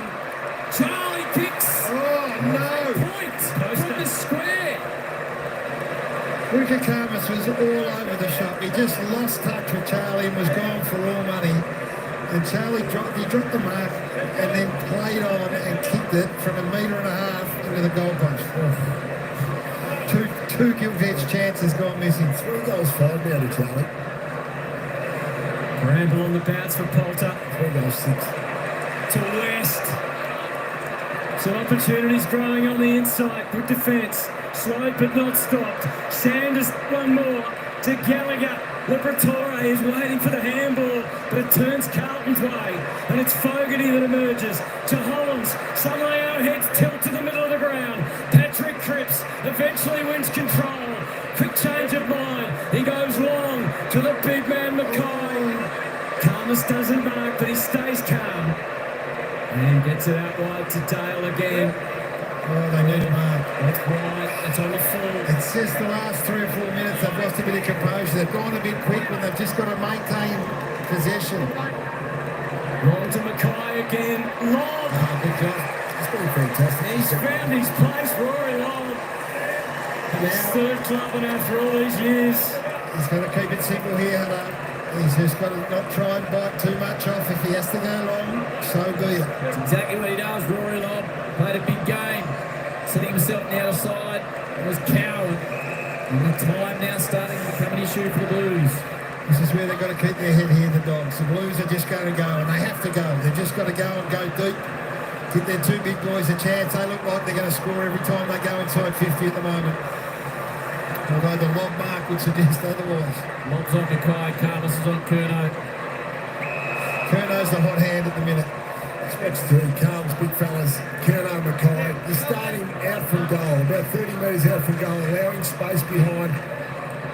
English does well. On the path of Gallagher.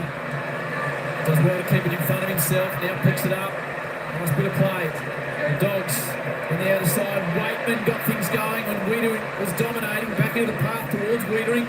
Kemp, Chera, important possessions here. Running out as McNeil gets his man. Big play that. Huge play. Huge play because they're off again, the Blues. If they got through there, you suspect they would have gone the distance. So now he's just got to relax. Take 30 seconds if he has to. He can have a shot from there. He can signal the umpire. Yeah, take the 30. Doesn't take his time. Looking to land the knockout blow. The Dogs go to the pocket. McRae's clear. Wiedering. Ball stays in play. Watch out for the tackle on Waitman. Sees it across the line. 5:08. The clock stops. Big tackle here. Fantastic chase there. Just wasn't convincing enough. Lockie McNeil over there was going to go back and have the set shot for goal to trim off 30 seconds. The umpire called him to play on. Dogs lead is at 14. English to Waitman, back to the ruckman, and then Liberatore off the right boot. It's close. Newman. Oh, McNeil. It's paid. That is I think he'll be convincing now, guys. He doesn't have to worry about it. He'll take the full 30. One of the more unlikely targets close to goal. Lockie McNeil has had to fight just to get his opportunities at senior level. Playing game 47. Just his 5th for the season. We've been waiting for the knockout blow, and it still hasn't come. That's what pressure does. Try being an AFL coach. Just cop that.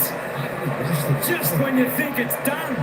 That was the one that was going to put the Western Bulldogs fans at ease. We've both written it in the book, Gary, and they just cross it out together. Here they go, the Blues. Straight through the middle of the ground. Last up, stuck for the Blues. English, Poulter, squeezes it forward.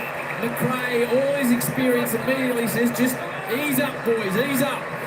He's had to step up with no Adam Chalora, late withdrawal, of course. And he's found the footy as he's been doing most of his career. This is more like it for the Western Bulldogs. And the Blues have to man up.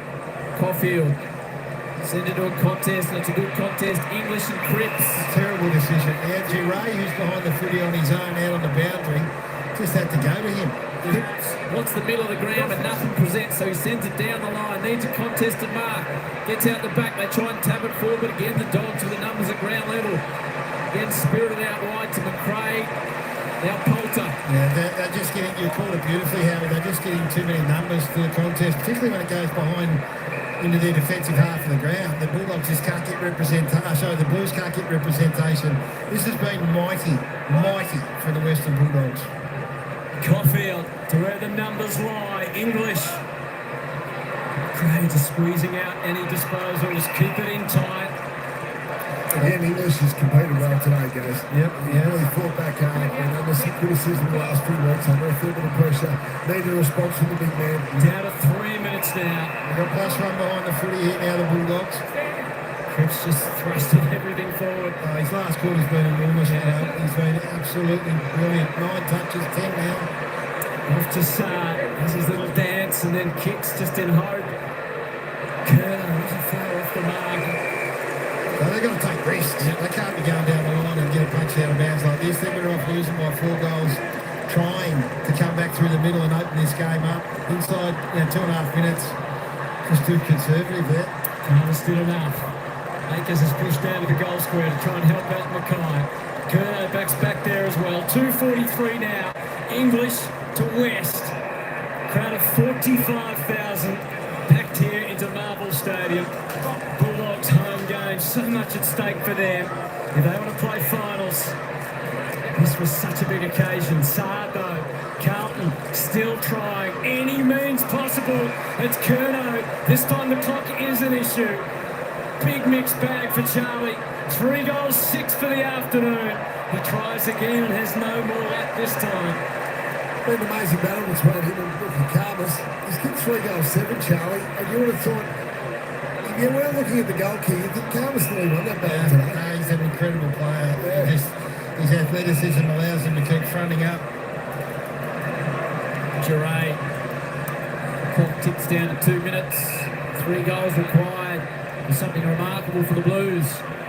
7 to Charlie Curnow, wheeling. When Charlie, though, he lifts his team back into it. He just hasn't been able to kick those late goals to get his teammates and get the crowd, get this Carlton crowd into the game.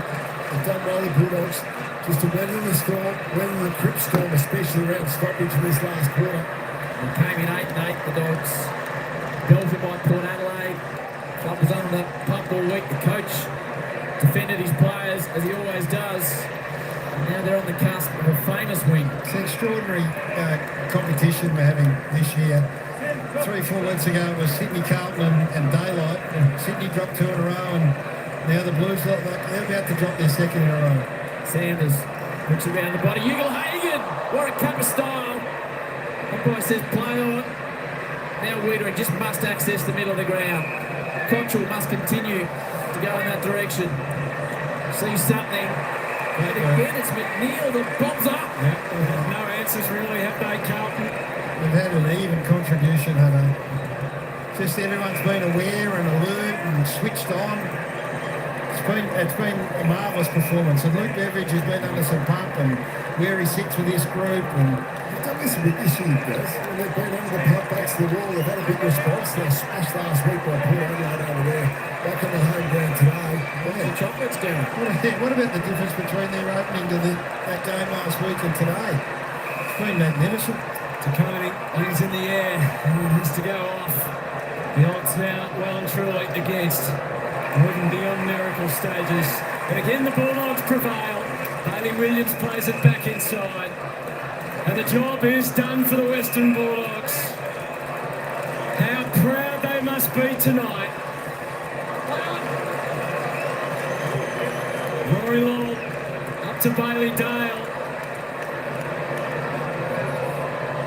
Off to Bramble. It's a hack kick. Last chance to try and take mark of the year. And the ball is over the line and out of bounds. Congratulations all around for that man, Luke Beveridge. And how crazy is this season?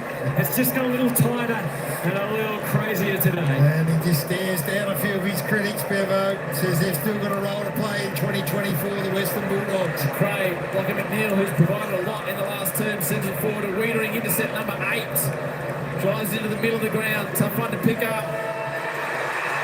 Massive win for the Dogs, potentially season-defining. Down with injury, down with form. Coach question, club question. And Bontempelli and Beveridge deliver a 14-point win over the Navy Blues.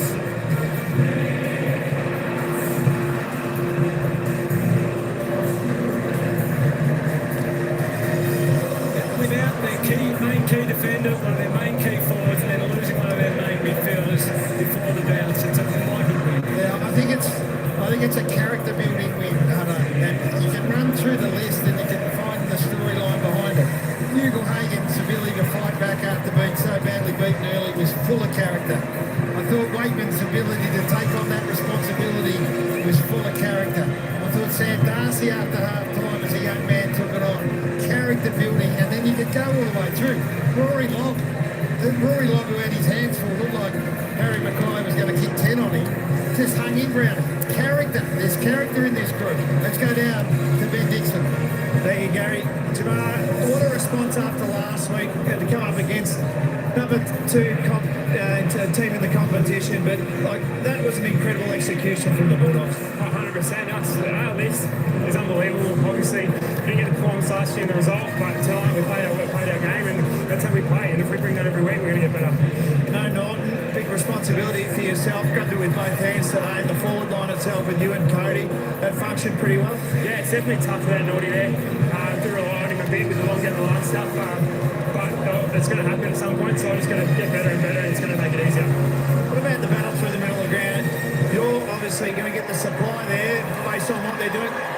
In clearance game, the centre bounce game is incredible from your midfield at the moment. 100%. You see, we got missed out on Adam Talor. We could have went even better, but the way our midfield are just working together, and we're going really good. It's good. What about coming up against the back line of Carlton? Because we know Wiedering and their strength down there. You yourself, what was your approach coming into today to get the result? Yeah, it's definitely tough playing against Wiedering. Size difference. He loves to wrestle, so I just had to avoid that. But he still dominated. He still took intercept marks, which I'm going to get better at, just bring it to the ground. But from here, we're going to go higher, which is good. What about Bevo? 3/4 time, take us inside the huddle. Could have gone either way because it was an arm wrestle all day. But what was important going into the last quarter? Yeah, just keep fighting. So we walked in at half-time up, so we're pretty excited. But the way we just come back out, we just wanted to hunt, fight, and then we got on top of them, which was good. Unbelievable win. Well done, mate. Thank you, mate. Yeah, All right, so there we go, folks. Full time. The Doggies do it 14-16, 100. The Blue Baggers 12-14, 86.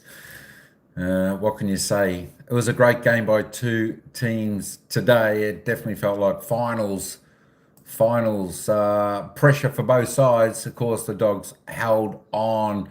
The Blues, they did have their chances in the final quarter, just a couple of wrong decisions, a couple of wayward kicks. That certainly cost them. Which game are you going to watch? I think I'll probably watch Melbourne and Essendon. There was either that game or Adelaide St Kilda, but I think I wouldn't mind watching the Melbourne Essendon game. That should be a cracker game. I think they're playing that here at the MCG as well. Of course, we had the poll on the game today. We had 55 votes. 56% went for Carlton, 43% went for the Doggies. A very close call in the poll. But yeah, you know what? Don't be too disappointed if you're a Blues supporter. You know, they gave it their all today, but you know, I think they do need that extra small forward up there because they were definitely top heavy. It seemed just watching the game, and of course the Dogs. Well, I tell you what, they brought 4 quarters of pure power there today, which was which was pretty good to see. Let's just quickly jump over and have a look at the player stats, and we'll see how they ended up. Bailey Dale ended up with 31 for the Doggy. Paddy Cripps had a good last quarter, just couldn't quite get his team over the line with 28. Sam Walsh, 27, picked up in the last quarter as well. Sard, 24, Akers, 27, Wiedering, 21. Most of the high possession getters were from the Blue Baggers. And of course, there you go. The Doggy shared it around a bit. Let me just scroll this down for a moment. Ooglagan was a force to be reckoned with today. He had a cracker of a game with 21, 9 kicks, 12 handballs, 3 marks, 3 tackles, 3 clearances. No, that was Jack McRae, I should say. Hugelhagen had 13 kicks, 7 handballs. That's better. 6 marks, 1 clearance, ended up with 4 goals, 3. Let me just keep scrolling down this. Sam Darcy had a pretty good game there also. For the Doggies, 16 touches, 10 kicks, 6 handballs. I'll run that quickly down there, and then we'll get over to the goal scorers. So run that down. There we go. Everyone can see their players, what they got. Let's have a quick look at the goal scorers.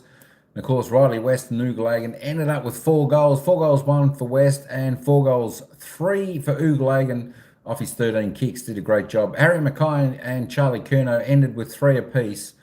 Matty O's and Patrick Chris ended up with 2 each. And of course, the single goal scorers to Williams, Waitman, Poulter, Hollands, Darcy, Dale, Jim Cotter, Marcus Bontempelli.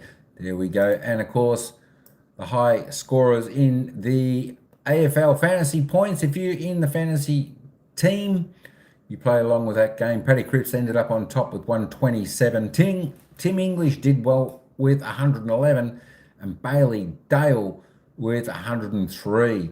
So there we go. That was the game today. As I said, the Western Bulldogs victors today over a tough fought win over the Blues. Having a look at the ladder now, Carlton still remain on second, but they are now level on points with the Geelong Cats. Of course, 2 games off top, which I think Sydney will probably end up taking out the minor premiers this year with just a few more rounds to go. Of course, for the Western Bulldogs, just one moment. This didn't update. There we go. So Carlton still remain on second, and the Bulldogs now jump into the top 8. They're now sitting 8th on 36 points, along with 4 other teams, the Western Bulldogs, the Giants, Melbourne, Collingwood, and Hawthorn, all on 36 points, but their percentage, the Doggies, at 114.9. That gets them into the top 8. So there we go. So I'm thinking that the Bulldogs are wanting Essendon to win, so Melbourne don't leapfrog them into the top 8. So there we go. There is your ladder for this round. And of course, we've got the good game coming up. We've got St Kilda and Adelaide coming up tonight, but I won't be covering that game. I'll cover the Essendon and Melbourne game. Essendon here, if they win tonight, they'll jump up into second position. And of course, if Melbourne win tonight, they'll jump up into the top 8. Where will they go to? They will go up to about 6th position. Can you believe it? Melbourne will go from 10th to 6th if they win tonight. There is the score, folks. Thanks, everyone. Thanks, Stephen. Thanks, Paul. Thanks, Chris. Thanks, Al. Thanks, Eddie G there, and everybody else who came in for this game today. I tell you what, it was a cracker game. It felt like it was a finals match. I tell you what, don't be disappointed if your team didn't win today. They showed some grit and fight. Should walk away with this heads held high and look forward to next week's game. There we go. Does it say here? No, it doesn't quite say here who they're playing next week. There we go. That's okay. Fixture. Next week's game. Let me have a look who they play next week. There we go. The Western Bulldogs next week. They take on tough opposition, so that'll be interesting. They play Geelong next week down at the Cattery. Holy moly, that will be a tough one. And of course, Carlton should fight back next week with a victory. They're playing North Melbourne at Marvel Stadium next Sunday, 4:40 game, so that should be an absolute cracker. All right, folks, that's all we've got for this one, but I don't even go for the Bulldogs. I'm happy. Yeah, because your mum goes for Carlton, is that right? And now you can see your mum. Good stuff, Stephen. All right, folks, that's all I got for this one, and I'll see you on the next game in about 5 minutes' time, where Melbourne take on the Bombers, coming up very, very soon. 5 minutes' time, folks. We'll see you then. Thanks, everyone. Catch you on the next one.